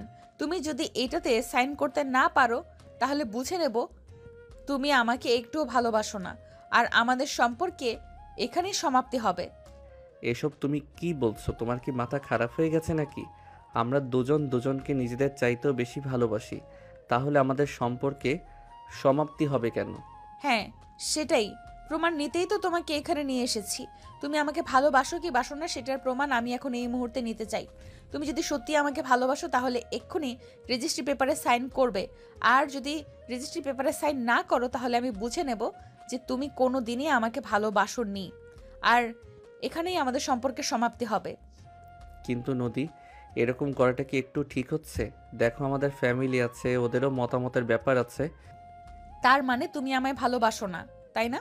ঠিক আছে, আমার সঙ্গে সম্পর্ক রাখার কোনো প্রয়োজন নেই। যাও, তুমি তোমার ফ্যামিলি নিয়ে থাকো, আর আমিও চলে যাচ্ছি। কোনো দিন তোমার সঙ্গে আসবো না, আর ভালোবাসার দাবি নিয়ে কোনো দিন তুমি আমার সামনে দাঁড়াবে না। এই বলে নদী সেখান থেকে চলে যেতে চাইছিল, আর তখনই সাগর পেছন থেকে তার হাতটা ধরে ফেললো, আর তারপর বলতে লাগলো, আমি তোমায় সত্যি ভালোবাসি, আর ভালোবাসার প্রমাণ দিতে যদি তোমাকে এখন এই মুহূর্তে আমার বিয়ে করতে হয় তাহলে আমি তাই করব। কারণ আমার ভালোবাসা অতটাও ফেলনা নয় যে ছোট্ট একটা কথার জন্য আমি তোমাকে ছেড়ে চলে যাব। তাহলে বিয়ের রেজিস্ট্রি ব্যাপারে সাইন করতে তুমি এত সময় কেন নিচ্ছ? আমি তো তোমাকে বললাম তুমি যদি আমায় ভালোবাসো তাহলে এক্ষুনি তোমার আমাকে বিয়ে করতে হবে, আর তা না হলে তোমার সঙ্গে আমার কোনো সম্পর্ক রাখবো না। ঠিক আছে কাছে সাহেব, আপনি কাগজটা দিন, আমি সাইন করে দিচ্ছি। আমার ভালোবাসার মানুষকে পাওয়ার জন্য আমি সব কিছুই করতে পারি, আর ছোট্ট একটা কাগজে সাইন করতে পারবো না? এই বলে সাগর কাছে যাবে, হাত থেকে বিয়ের রেজিস্ট্রি পেপারে কাগজটা নিয়ে ওটাতে সাইন করে দিল, আর তারপর নদীকে বলল, এই যে দেখো, আমি বিয়ের রেজিস্ট্রি ব্যাপারে সাইন করে দিয়েছি। তো তুমি খুশি? এবার তো আর আমার ভালোবাসা ফেলনা এমনটা বলতে পারবে না। ঠিক আছে, এখন তুমি আমাকে নিয়ে তোমাদের বাড়িতে চলো। কিন্তু বাড়িতে গিয়ে সবাইকে কি বলবো এটা সবাই অ্যাকসেপ্ট করতে পারবে না। তোমাকে কিছুই করতে হবে না, সবাই একসেপ্ট করতে পারবে কি পারবে না সেটা আমি ভেবে নিব। তুমি এখন আমার সঙ্গে চলো। এই বলে নদী কোনো কথা না বলে সাগরের হাত ধরে টানতে টানতে গাড়িতে নিয়ে এসে বসালো, আর তারপর ও নিজেই গাড়ি ড্রাইভ করতে লাগলো। কিছুক্ষণের মধ্যে তারা সাগরের বাড়িতে পৌঁছে গেল। এদিকে সবাই চিন্তিত মনে ড্রয়িং রুমে বসে আছে, কি হবে কেউ কিছু জানে না। ততক্ষণে সাগরের আব্বুও বাসে চলে এসেছে। রাত তখন আনুমানিক 8টার কাছাকাছি বাজে। নদী বাড়ির দরজায় দাঁড়িয়ে কলিং বেল চাপ দিল। কিছুক্ষণের মধ্যেই সাগরের আম্মু এসে দরজা খুলে দিল, আর তাদের দুজনকে একসঙ্গে দেখে তিনি বললেন, কি ব্যাপার, তোমরা কোথায় গিয়েছিলে? আমি তো তোমাদের এখানে অনেক টেনশন করছিলাম। এতক্ষণ তোমরা কোথায় ছিলে? নদী তখন কোনো কথা না বলে সোজা সাগরের আম্মুকে সালাম করে, তারপর সাগরের আব্বুর দিকে এগিয়ে যেতে থাকলো। তখনই সাগরের আব্বু ওখানে দাঁড়িয়ে থেকেই বলল, এই মেয়ে, তোমাকে কোনো কিছু জিজ্ঞাসা করা হয়েছে, তুমি কোনো কিছুর উত্তর না দিয়ে এভাবে আমার বউকে সালাম করে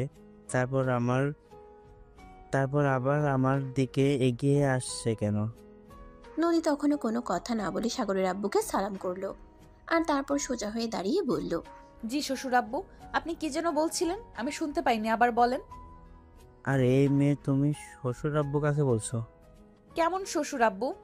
আপনাকে বলছি, দেখুন, আপনি মেনে নিবেন কি নিবেন না সেটা আপনার ব্যক্তিগত ব্যাপার, কিন্তু এটাই সত্য যে আমি আপনার ছেলেকে বিয়ে করেছি, আর এই মাত্রই আমরা কাজী অফিস থেকে বিয়ের কাজ শেষ করে সোজা এখানে চলে এসেছি। এখন বাড়িতে জায়গা দেবেন কি দেবেন না সেটা আপনার ব্যাপার। এগুলো কোন ধরনের কথা? তুমি কি মগের মূল্য পেয়েছো নাকি? হুট করে কথা থেকে এসে বললে তুমি আমার ছেলেকে বিয়ে করেছো, আর এটা আমাকে মেনে নিতে হবে? আমি এই বিয়ে মানি না। আমি আমার ছেলেকে আমার পছন্দ মতো মেয়েকে বিয়ে করাবো।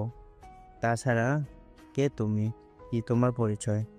তোমার পরিচয় সম্পর্কে আমি অবগত নই, তাই অজানা একটা মেয়েকে আমি আমার বাড়ির পুত্রবধূ হিসাবে মেনে নিতে পারি না। পরিচয়টাই যদি বাড়ির বউ হওয়ার জন্য মুখ্য বিষয় হয় তাহলে আপনার কাছে আমি আমার পরিচয় দিতে বাধ্য নই। আপনি নিজেই খুঁজে নেবেন আমি কে আর কি আমার পরিচয়। আর হ্যাঁ শ্বশুরাব্বু, আপনাকে আরও একটা কথা বলছি, আমি কারোর কাছ থেকে অধিকারের আশা করি না। আমি আমার অধিকার আদায় করে নেই। তাই আমি এই বাড়িতে আমার বউয়ের অধিকার দিবেন কি দিবেন না সেটা আপনার ব্যাপার, কিন্তু আমি এই বাড়িতেই থাকবো। এ বলে নদী হনহন করে সেখান থেকে সোজা সাগরের রুমে চলে গেল। আর এদিকে সাগর বোকার মতো দাঁড়িয়ে দাঁড়িয়ে এতক্ষণ ধরে এসব কিছু দেখছে। নদী চলে যাওয়ার পর সাগরের আব্বু সাগরকে ধমক দিয়ে বলতে লাগলো, এগুলো কোন ধরনের সার্কাস শুরু হয়েছে? আমি তো কিছুই বুঝতে পারছি না। এসব সার্কাসের মানে কি আমি জানতে পারি? নদী তো সব কিছু নিজের মুখেই বলে গেছে, এখন তাহলে তুমি আমার কাছে জিজ্ঞাসা করছো কেন? তার মানে এই মেয়েটা যা বলে গেছে সব সত্যি? তুই বিয়ে করে নিয়েছিস, তুই আমার সঙ্গে রাগ করে চাকরি নিয়েছিস, সেটা না হয় বুঝলাম, কিন্তু তাই বলে এত বড় একটা সিদ্ধান্ত তুই নিজেই নিয়ে নিলি। আমি তোর বাবা, আমি এখনো বেঁচে আছি। তোর বিয়ের ব্যাপারে সিদ্ধান্ত নিতে হলে আমি নেব, কিন্তু তুই এভাবে হুটহাট করে এমন সিদ্ধান্ত নেওয়ার কারণটা কি? এতক্ষণ সবাই নীরব দর্শকের মতো সব কিছু দেখলেও নিশি তখন আর চুপ থাকতে পারল না। নিশি তখন সাগরের আব্বুকে উদ্দেশ্য করে বলল, আঙ্কেল আসলে সাগরের এখানে কোনো দোষ নেই। সাগর আর নদী নতুন দুজনকে ভালোবাসে। গতকাল আমি যখন রিয়ার বার্থডে পার্টিতে আপনাদের বাড়িতে আসি তখনই সাগরকে আমি দেখি, আর সেদিন নদীর সঙ্গে আমাদের ভার্সিটিতে দেখেছিলাম। নদী সাগরকে ভালোবাসে এটা আমি জানি, তাই নদীর সঙ্গে আমি এই ব্যাপারে কথা বলতে চাই, কিন্তু নদী মানতেই নারাজ যে সাগর আপনার ছেলে। সেটা প্রমাণ করার জন্য নদীকে আমি এখানে নিয়ে আসি, আর তারপর সাগর নদীকে এতদিন মিথ্যা বলেছে, এই জন্য নদী রেগে যায় আর সাগরকে নিয়ে সোজা কাজী অফিসে চলে যায়। তারপর যা হলো সবটা তো আপনি দেখতেই পেলেন। তার মানে তোমরা সবাই সবকিছু জানতে, কিন্তু আমার কাছে কিছুই বলনি। আচ্ছা, নিশ্চয়ই তুমি তো আমার বন্ধুর মেয়ে। তোমার কাছ থেকে কি আমি এটুকু আশা করতে পারিনি যে তুমি অন্তত আমাকে কিছু জানাবে? আই এম সরি আঙ্কেল আপনাকে কোনো কিছু জানাতে না পারার জন্য, কিন্তু আঙ্কেল আমরা সবাই এখানে উপস্থিত ছিলাম, এইরকম কোনো সময় ছিল না আপনাকে জানানোর, বা আমরা বুঝতেও পারিনি নিশি এরকম কিছু করে বসবে। আচ্ছা ঠিক আছে, এবার আমাকে বলো এই মেয়েটা কে আর মেয়েটার পরিচয় কি? আঙ্কেল নদীর পরিচয় জানলে আপনিও অবাক হবেন।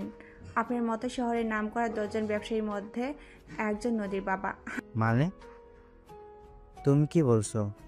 আমি তো কিছুই বুঝতে পারছি না। কে এই মেয়েটার, কি এই মেয়েটার পরিচয়? আঙ্কেল নদী বিশিষ্ট ব্যবসায়ী আরাপ আঙ্কেলের মেয়ে। আরে এটা তুমি সত্যি বলছো তো? হ্যাঁ আঙ্কেল আমি একদম সত্যি কথাই বলছি, আপনি নদীকে মেনে নিন। কিন্তু মেয়েটা তো আমার ছেলের চাইতে বয়সে বড়। আমার ছেলে অনার্স 3rd ইয়ারে পড়ে আর মেয়েটা ফাইনাল ইয়ারে। আঙ্কেল বয়স কোনো ব্যাপার না, ব্যাপার হলো ওরা দুজনকে ভালোবাসে। আপনি যদি ওদের সম্পর্ক মেনে নেন, নদী কিন্তু এই সম্পর্ক ছেড়ে কখনো চলে যাবে না, কারণ আপনি একটু হলে বুঝতে পারছেন নদী প্রচণ্ড রাগী, জেদি আর এক রুখে একটা মেয়ে। প্রয়োজন হলে সে সাগরকে জোর করে আপনাদের থেকে ছিনিয়ে নেবে, কিন্তু কখনো সাগরকে ছাড়বে না। ঠিক আছে, কোনো সমস্যা নেই, তুমি কোনো চিন্তা করো না। নদী আমার বাড়িতে আমার মায়ের মতনই থাকবে, তাকে কোনোদিনও আমি এটা বুঝতে দেব না সে শ্বশুরবাড়িতে আছে। তাহলে আমি আসি, কিন্তু একটা কথা আপনাকে বলে যাচ্ছি, আমাদের কিন্তু এই বিয়ে উপলক্ষে পার্টি চাই। ঠিক আছে, সমস্যা নেই, আমার ছেলের বিয়ে বলে কথা, বিশাল পাউডার, সবাই অনেক আনন্দ করতে পারবে ওখানে। এরপর আরও বেশ কিছু কথা বলে নিশি তার বাসায় চলে গেল। আর এদিকে সাগরের বাসায়ও সবাই খাওয়া দাওয়া করে নিজেদের মতো ঘুমিয়ে গেছে। এদিকে রিয়া সাগরের রুমটা অনেক সুন্দর করে সাজিয়ে দিয়েছে। হাজার হোক সাগরের আজ বাসরাত বলে কথা। এদিকে রিয়া সাগরের সাজিয়ে দিয়ে তারপর রুম থেকে বের হয়ে চলে গেছে। আর এদিকে কিছুক্ষণের মধ্যে সাগর রুমে আসলো নদীর জন্য স্পেশাল একটা গিফট নিয়ে। আসলে তাদের বাসরাত বলে কথা, বিয়েতে তো নদীকে কোনো কিছুই দেওয়া হলো না, তবে এখন তো তাকে স্পেশাল কিছুই চাই। এদিকে নদী বসে থাকতে থাকতে একদম অধৈর্য হয়ে গেছে। সাগর রুমে আসতে এসে বিছানা থেকে নেমে বলতে লাগলো, কি ব্যাপার, তুমি কোথায় চলে গিয়েছিলে? আমি সেই কখন থেকে তোমার জন্য অপেক্ষা করছি। বিয়ে করা নতুন বউকে ঘরে রেখে এইভাবে এতক্ষণ কেউ বাইরে থাকে? বিয়েতে তো তোমাকে কিছুই দিতে পারলাম না, হুট করে বিয়েটা হয়ে গেল। তাই এখন তোমার জন্য একটি স্পেশাল গিফট আনতে গেছিলাম।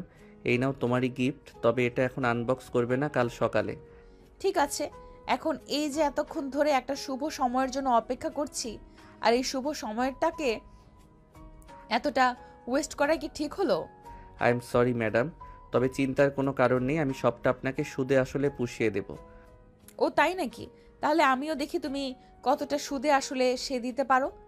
সাগর তখনই আর কোনো কথা না বলে নদীকে নিজের কাছে টেনে নিল, আর নদীর কপালে আলতো করে ভালোবাসার একটা পরশ এঁকে দিয়ে নদীকে নিয়ে সোজা বিছানায় চলে গেল। এটা দেখে নদী বলতে লাগলো, কি ব্যাপার, তুমি আমাকে নিয়ে বিছানায় চলে আসলে কেন? তোমার সঙ্গে ভালোবাসার আদান প্রদান করব, তাই চলো শুরু করা যাক। এই বলে সাগর নদীকে আরো কাছে টেনে নিল, আর নদীর গলার নিচে কিস করতে শুরু করলো। নদী সাগরের ছোঁয়া পেয়ে অনেকটা শিহরিত হয়ে গেল। এই প্রথমবার কোনো ছেলে মানুষ তাকে স্পর্শ করেছে। তার সারা শরীর নাড়া দিয়ে উঠল। এটা দেখে সাগর বলতে লাগলো, কি হলো, তুমি এরকম কাঁপছো কেন? ভয় পাচ্ছ নাকি? না, ভয় পাবো কেন? তবে আমার কেমন জানি একটা অনুভূতি হচ্ছে, জীবনে প্রথমবার কোনো ছেলে মানুষের স্পর্শ পেলাম তো তাই। হ্যাঁ, তাই বলে কি এরকম করতে হবে নাকি? আমি তো আর তোমার অপরিচিত কেউ নই, আমি তো তোমার ভালোবাসার মানুষ। তোমার সঙ্গে এতদিন ধরে সম্পর্কে আছি। হ্যাঁ, এটা ঠিক যে আমরা দুজন দুজনের সঙ্গে অনেক দিন ধরেই সম্পর্কে আছি, কিন্তু আমাদের মধ্যে তো সেরকম একটা গভীর সম্পর্ক কখনোই হয়নি, যেরকমটা 10টা প্রেমিক প্রেমিকার মধ্যে হয়ে থাকে। কারণ আমি চেয়েছিলাম আমার ভালোবাসার মানুষ, আমি যাকে বিয়ে করব তাকে বাসর রাতেই আমি আমার সতীত্ব বিলিয়ে দিব। সত্যি তোমার মতো প্রেমিকা যেন আমার মতো প্রত্যেকটা প্রেমিক পায়, যে তার স্বামীর বুকে হাত রেখে বলতে পারবে, তুমি আমার জীবনের প্রথম পুরুষ। তুমি ছাড়া অন্য কোনো পুরুষ আমাকে আজ পর্যন্ত স্পর্শ করতে পারেনি। এখন কি এইসব কথা বলে আরো সময় নষ্ট করবে? না মহারানী, আর কোনো সময় নষ্ট করব না। এই বলে সাগর নদীকে নিজের আরো কাছে টেনে নিল, আর তারপর নদীর সারা শরীরে কিস করতে থাকলো। এদিকে নদী উত্তেজনায় অস্থির হয়ে যাচ্ছে। সাগর নদীকে আরো উত্তেজিত করতে চাইছিল। সাগর দেখতে চাইছিল বেশি উত্তেজিত হলে নদী কি করে। তাই সে নদীর সারা শরীরে আরো ভালোবাসার আলিঙ্গন করতে থাকলো। আর আর কিছুক্ষণ পরেই দুজন ভালোবাসার মহাসমুদ্রে ডুবে গেল। সারা রাত চলল তাদের ভালোবাসার আদান প্রদান পর্ব। ফজরের আজান দিয়ে দিলে দুজনে ফ্রেশ হয়ে তারপর ঘুমিয়ে পড়ল। পরদিন সকাল 10টার দিকে নদীর ঘুম ভাঙল কারো চিৎকার চেঁচামেচির আওয়াজে। নদীর চিৎকারের আওয়াজ শুনে ড্রয়িং রুমে এসে উপস্থিত হলো। ড্রয়িং রুমে এসে নদী দেখতে পেল তার আব্বু সাগরের আব্বুর সঙ্গে চিৎকার চেঁচামেচি করে কথা বলছে। রুহান, তোমার ছেলের এত বড় সাহস, এটা আমি ভাবতেও পারিনি। আমার মেয়েকে মিথ্যা কথা বলে ভালোবাসার ফাঁদে ফেলে বিয়ে করবে। আমার ছেলে তোমার মেয়েকে ফাঁদে ফেলেনি, তোমার মেয়ে নিজে এখানে এসেছে। আমার কথা বিশ্বাস না হলে আমি তোমার মেয়েকে ডেকে দিচ্ছি, তুমি নিজে জিজ্ঞাসা করে নাও। নদী তখন সিঁড়ি দিয়ে নামছিল, আর তাদের কথা শুনতে পেয়ে বলতে লাগলো, হ্যাঁ আব্বু, আমার শ্বশুর আব্বু একদম ঠিক কথাই বলেছে। আমি নিজের ইচ্ছায় এখানে এসেছি, আর সাগরকে আমি ভালোবাসি। তাছাড়া আর আমার সম্পর্ক মেনে নিতে তোমার এত সমস্যা কোথায়? তুমিও শহরের নামকরা 10জন ব্যবসায়ীদের মধ্যে একজন, আর আমার শ্বশুর আব্বু শহরের নামকরা 10জন ব্যবসায়ীদের মধ্যে একজন। তাহলে তো সামনে সামনেই সম্পর্ক হলো, সমানে সমানে সম্পর্ক হলো, তাহলে তো আর কোনো সমস্যা হওয়ার কথা নয়। হ্যাঁ, কিন্তু তুমি আমাকে না জানিয়ে এইভাবে হুটহাট বিয়ে করার হ্যাঁ, কিন্তু তুমি আমাকে না জানিয়ে এইভাবে হুটহাট করে বিয়ের সিদ্ধান্ত নিয়ে নিলে, এটা তো আমি ভাবতেই পারছি না। তুমি আমার একমাত্র মেয়ে, তোমার লাইফের সিদ্ধান্ত নিয়ে আমাকেও তো ভাবতে হবে, তা নয় কি? আব্বু, আমি তো ভুল সিদ্ধান্ত নেইনি আর ভুল কিছু করিনি, তাহলে এত ভাবতে হবে কেন? আমি তো আমার লাইফের সঠিক মানুষটাকেই পারচেস করেছি, তাহলে এত কথা বলার কি আছে? তুমি যদি এখন এটা বলো যে তুমি আমার আর সাগরের সম্পর্ক মেনে নিবে কি না, আর যদি তুমি আমার আর সাগরের সম্পর্ক মেনে নিতে না পারো, তাহলে তুমি ভুলে যেও তোমার কোনো সন্তান ছিল, কারণ তোমার জন্য আমি কখনোই সাগরকে ছেড়ে আসতে পারবো না, বিকজ আই লাভ হিম। আমি তোমাকে কোনোদিনও এই কথায় সাপোর্ট করব না, কারণ সাগর যেমন আমাদের সন্তান, তোমার বাবার তুমি একমাত্র সন্তান। আমি যেমন আমার 2টা সন্তানকে আদর স্নেহ ভালোবাসা দিয়ে বড় করেছি, ঠিক তেমনি তোমার বাবাও তোমার পিছনে ততটাই শ্রম ঘাম দিয়েছেন। তাই আমি বলবো তোমার বাবারও অধিকার আছে তোমার যে কোনো ব্যাপারে সিদ্ধান্ত নেওয়ার। যদি তোমার বাবা এই সম্পর্ক মেনে না নেয় তাহলে আমারও মেনে নেওয়া কোনো প্রশ্নই ওঠে না, কারণ সম্পর্ক দুই ফ্যামিলির সিদ্ধান্তই হওয়া উচিত।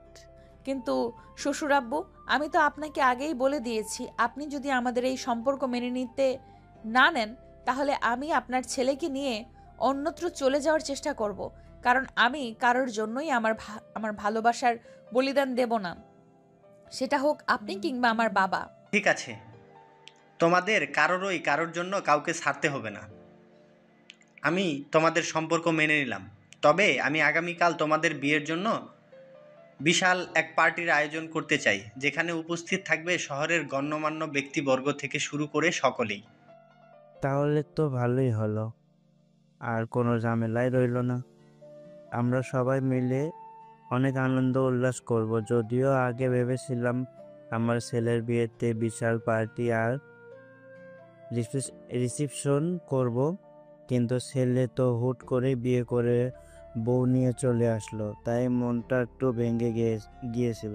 কিন্তু এখন যখন আমার বিআই মশাই আমার পুত্রবধূ আর পুত্রকে মেনে নিয়েছে, তাহলে তো আর অনুষ্ঠান করতে কোনো ঝামেলা নেই। সবাই মিলে অনেক আনন্দ উল্লাস করব। এরপর দুই বেয়াই মিলে ড্রয়িং রুমে বসে গল্প করতে থাকলো। আর এদিকে নদী চলে গেল শাশুড়ি মায়ের সঙ্গে রান্নার কাজে সাহায্য করতে। তারপর দুজনে রান্নাবান্না শেষ করে সবাই মিলে ডাইনিং টেবিলে একসঙ্গে বসে খাবার খেলো। আর তারপর নদীর আব্বু নদীর শ্বশুরবাড়ির সকলের কাছ থেকে বিদায় নিয়ে নিজের বাড়িতে চলে গেল। তখন সকাল আনুমানিক 11টা বাজে।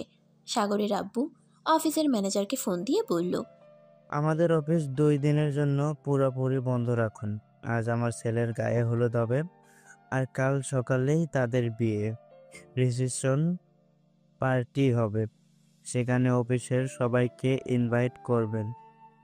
আমি চাই আমার ছেলের বিয়ের অনুষ্ঠানে অফিসের পিএ থেকে শুরু করে সবাই আসুক।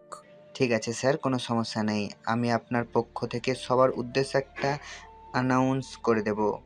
অতঃপর সাগরের আব্বু তার রিলেটিভ সবাইকে ফোনে ইনভাইট করলো, কারণ বিয়েটা খুব তাড়াতাড়ি হয়ে যাচ্ছে। এই মুহূর্তে কার্ড ছাপানো, কার্ড দিয়ে সবাইকে দাওয়াত দেওয়া সেটা পসিবল নয়। যাই হোক, দুপুর হতে না হতেই বাড়িতে আয়োজন শুরু হয়ে গেল। ডেকোরেশনের লোকজন এসেছে, সবাই বাড়িটাকে অনেক সুন্দর করে সাজিয়ে দিল।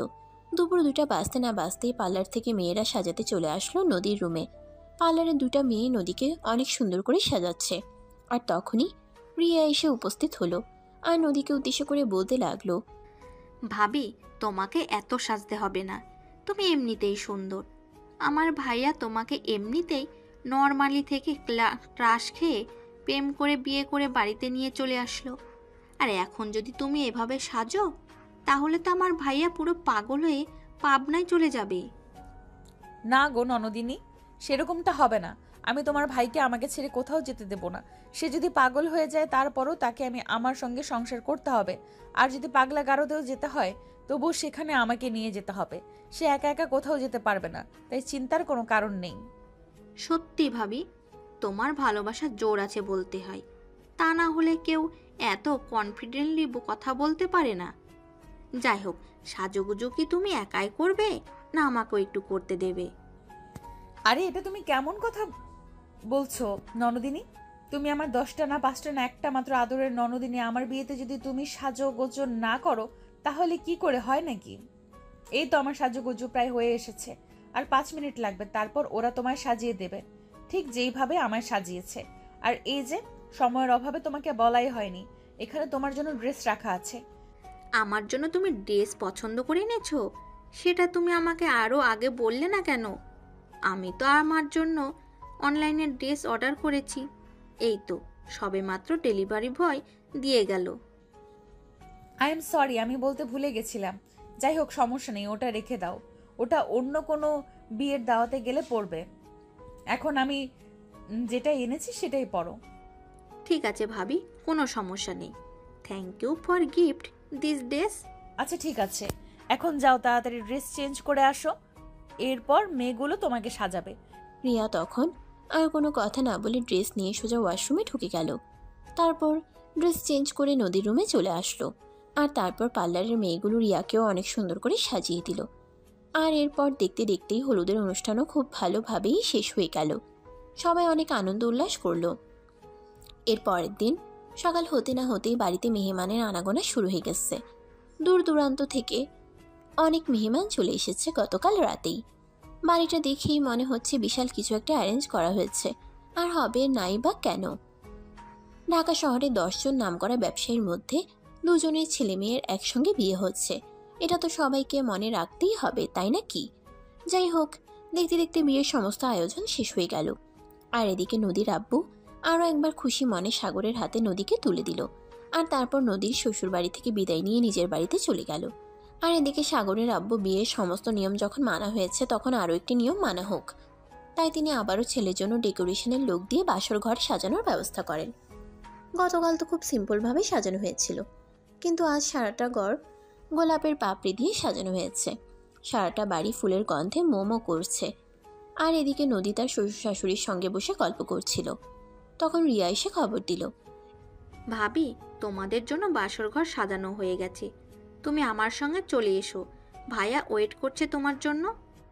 আরে বাবা, সবে মাত্র রাত 11টা বাজে, আর কিছুক্ষণ বৌমা থাকুক আমাদের সঙ্গে।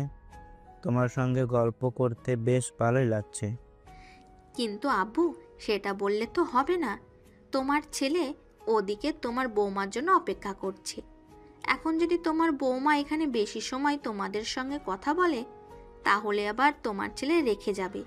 আর তোমার ছেলে রেখে গেলে কি হবে সেটা তো ভাবতেই পারো। হ্যাঁ, সেটা আবার তোকে বলতে হবে নাকি? আমার ছেলের ক্যারেক্টার সম্পর্কে তো আমার চাইতে ভালো কেউ জানে না। আচ্ছা ঠিক আছে বৌমা, তুমি রিয়ার সঙ্গে চলে যাও। কাল সারাদিন তোমার সঙ্গে বসে বসে গল্প করব। সত্যি অনেক দিন পর মনের কথা খুলে বলার জন্য একটা মানুষ পেয়েছি। ঠিক আছে আব্বু, আজ তাহলে আমি আসি। আসসালামু আলাইকুম অ্যান্ড গুড নাইট। ওয়ালাইকুম আসসালাম। Same to you. এরপর নদী আর কোনো কথা না বলে তার শ্বশুর শাশুড়ির কাছ থেকে বিদায় নিয়ে রিয়ার সঙ্গে রুমে চলে আসলো। আর এদিকে রিয়া নদীকে তার রুম পর্যন্ত পৌঁছে দিচ্ছিল। সাগর তখন রুমের দরজায় দাঁড়িয়েছিল। রিয়া নদীকে নিয়ে যে রুমের ভিতরে প্রবেশ করতে যাবে, তখনই সাগর রিয়াকে উদ্দেশ্য করে বলল, কিরে, তুই কেন রেগে আসছিস? ভাবিকে তোর রুমে দিয়ে যেতে এলাম। দেরি হলে তো আবার তুই বকাবকি করবি, ঝড়গা বা দিয়ে দিবি। তাই তোর বউকে আগে ভাগেই তোর কাছে দিয়ে গেলাম। হ্যাঁ, সেটা ভালো কথা, কিন্তু তুই রুমে আসছিস কেন? আমি তো তোকে রুমে আসতে বলিনি। আমি শুধু তোকে বলেছিলাম আমার বউকে আমার রুম পর্যন্ত দিয়ে যেতে। ওরে বাবারে বাবা, এমনভাবে কথা বলছিস যেন বউ না পেয়ে 7 রাজার ধন পেয়েছিস। আচ্ছা ঠিক আছে, এই নে তোর বউ। তোর বউ নিয়ে তুই রুমে চলে যা। আমি আর তোর রুমে কখনোই আসবো না। আর একটা কথা, কখনো কিন্তু কোনো ঝামেলায় পড়লে আমাকে ডাকবি না, এটা তোকে বলে গেলাম। কারণ তুই আজ আমার সঙ্গে যে ব্যবহার করেছিস, তারপর কিন্তু আর কোনো বিপদে পড়লে কখনোই আমাকে পাবি না। আচ্ছা ঠিক আছে, আমি কোনো দিন কোনো বিপদে পড়লে তোকে কোনো দিনও ডাকবো না। এখন অন্তত দয়া করে এখান থেকে কেটে পড়। আমি আর তোকে সহ্য করতে পারছি না, কারণ এখন আমি আমার বউয়ের সঙ্গে পার্সোনাল টাইম স্পেন্ড করব। হ্যাঁ রে ভাই, তুই তাই কর। এই নে তোর বউ। এ কথা বলে রিয়া নদীকে রুমের ভিতরে পৌঁছে দিয়ে তারপর সেখান থেকে চলে গেল। এদিকে নদী এটা দেখে হেসে কুটি কুটি হচ্ছে। আর সাগর তখন নদীকে উদ্দেশ্য করে বলতে লাগলো, কি ব্যাপার, তোমার আবার কি হলো? তুমি এভাবে পাগলের মতো হাসাহাসি করছো কেন? আমাদের ভাই বোনদের কাণ্ডটা দেখে হাসাহাসি না করে কোনো উপায় আছে নাকি? তোমার বোন তোমার বউকে তোমার রুম পর্যন্ত পৌঁছে দিল, সেখানে কোথায় তুমি তোমার বোনকে ধন্যবাদ জানাবে সেটা না করে তুমি তোমার বোনকে আরো রাগ দেখাচ্ছ। তো কি করব জানো, এই ফাজিল মেয়েটাকে আরও 1 ঘন্টা আগে আমি বলেছি আমার বউকে একটু কষ্ট করে আমার রুমের দিকে যা, কিন্তু সে আমার কথা না শুনে রুমে গিয়ে তার বয়ফ্রেন্ডের সঙ্গে কথা বলছিল। তো এখানে কি হয়েছে? ওর দোষটা কোথায়? তুমি যদি বিয়ে করে বাড়ি যাব নিয়ে আসতে পারো, একটা প্রেম করেছে, এতে তো সেরকম কোনো দোষ আমি দেখতে পাচ্ছি না। তাহলে তুমি ওকে বকাবকি করছো কেন? আরে ভাই, ওদের এখনো বিয়ে হয়নি, আমি বিয়ে করেছি, এখন আমার বউকে পাবার টাইম দেওয়া উচিত। কিন্তু ও আমার কথা না শুনে তার বয়ফ্রেন্ডের সঙ্গে কথা বলছিল, তাই দিয়েছি কানের নিচে 2টা। কি বলে তুমি রিয়াকে মেরেছো? এত বড় সাহস তোমার? রিয়া এখন বড় হয়েছে, তুমি ওর গায়ে হাত তুললে কেন? আরে বউ, এত সিরিয়াস হওয়ার কিছুই নেই। আমাদের ভাই বোনের মধ্যে এগুলো চলতেই থাকে, এগুলো আমাদের মধ্যে নর্মাল বিষয়। এটা নিয়ে এত উত্তেজিত হওয়ার কিছুই নেই। নদী তখন একটু শান্ত হয়ে তারপর সাগরকে বলতে লাগলো। আচ্ছা ঠিক আছে, কোনো সমস্যা নেই, তোমাদের যা ইচ্ছে তোমরা তাই করো, কিন্তু এখন বলো এত তাড়াহুড়ো করে ডেকে আনার কারণটা কি? ওরে বাবারে বাবা, মানুষ একবার বাসর করতে পারে না, আর আমি 2বার বাসর ঘরে সুযোগ পাচ্ছি, তাহলে তাড়াহুড়ো করবো না তো লেট করবো নাকি? ও, এটা তোমার মনেই ছিল না? সত্যি এটা আমার মনে হয় পৃথিবীতে প্রথম কাপল যারা কিনা 2বার বাসর করার সুযোগ পাচ্ছি। হ্যাঁ, এখন চলো কথা না বাড়িয়ে সময়টা নষ্ট না করে এই সময়টাকে আমরা কাজে লাগাই। এই শোনো না, আমার না বাচ্চা খুব পছন্দ, আমি না মা হতে চাই। তাই বুঝি? আচ্ছা ঠিক আছে, তাহলে চলো আমরা খেলা শুরু করি, তা না হলে বাচ্চা কোথা থেকে আসবে? এই বলে সাগর নদীকে ভালোবাসার স্পর্শে কাছে টেনে নিল, আর তারপর দুজনের ভালোবাসায় হারিয়ে যেতে শুরু করলো। এভাবেই শুরু হলো তাদের দুষ্টু মিষ্টি একটা প্রেমের গল্প। তো ভিউয়ার্স, আমাদের আজকের গল্পটা এই পর্যন্তই ছিল। আমাদের গল্পটা আপনাদের কাছে কেমন লেগেছে নিশ্চয়ই ছোট একটা কমেন্টে জানাবেন। সবাই ভালো থাকবেন, সুস্থ থাকবেন।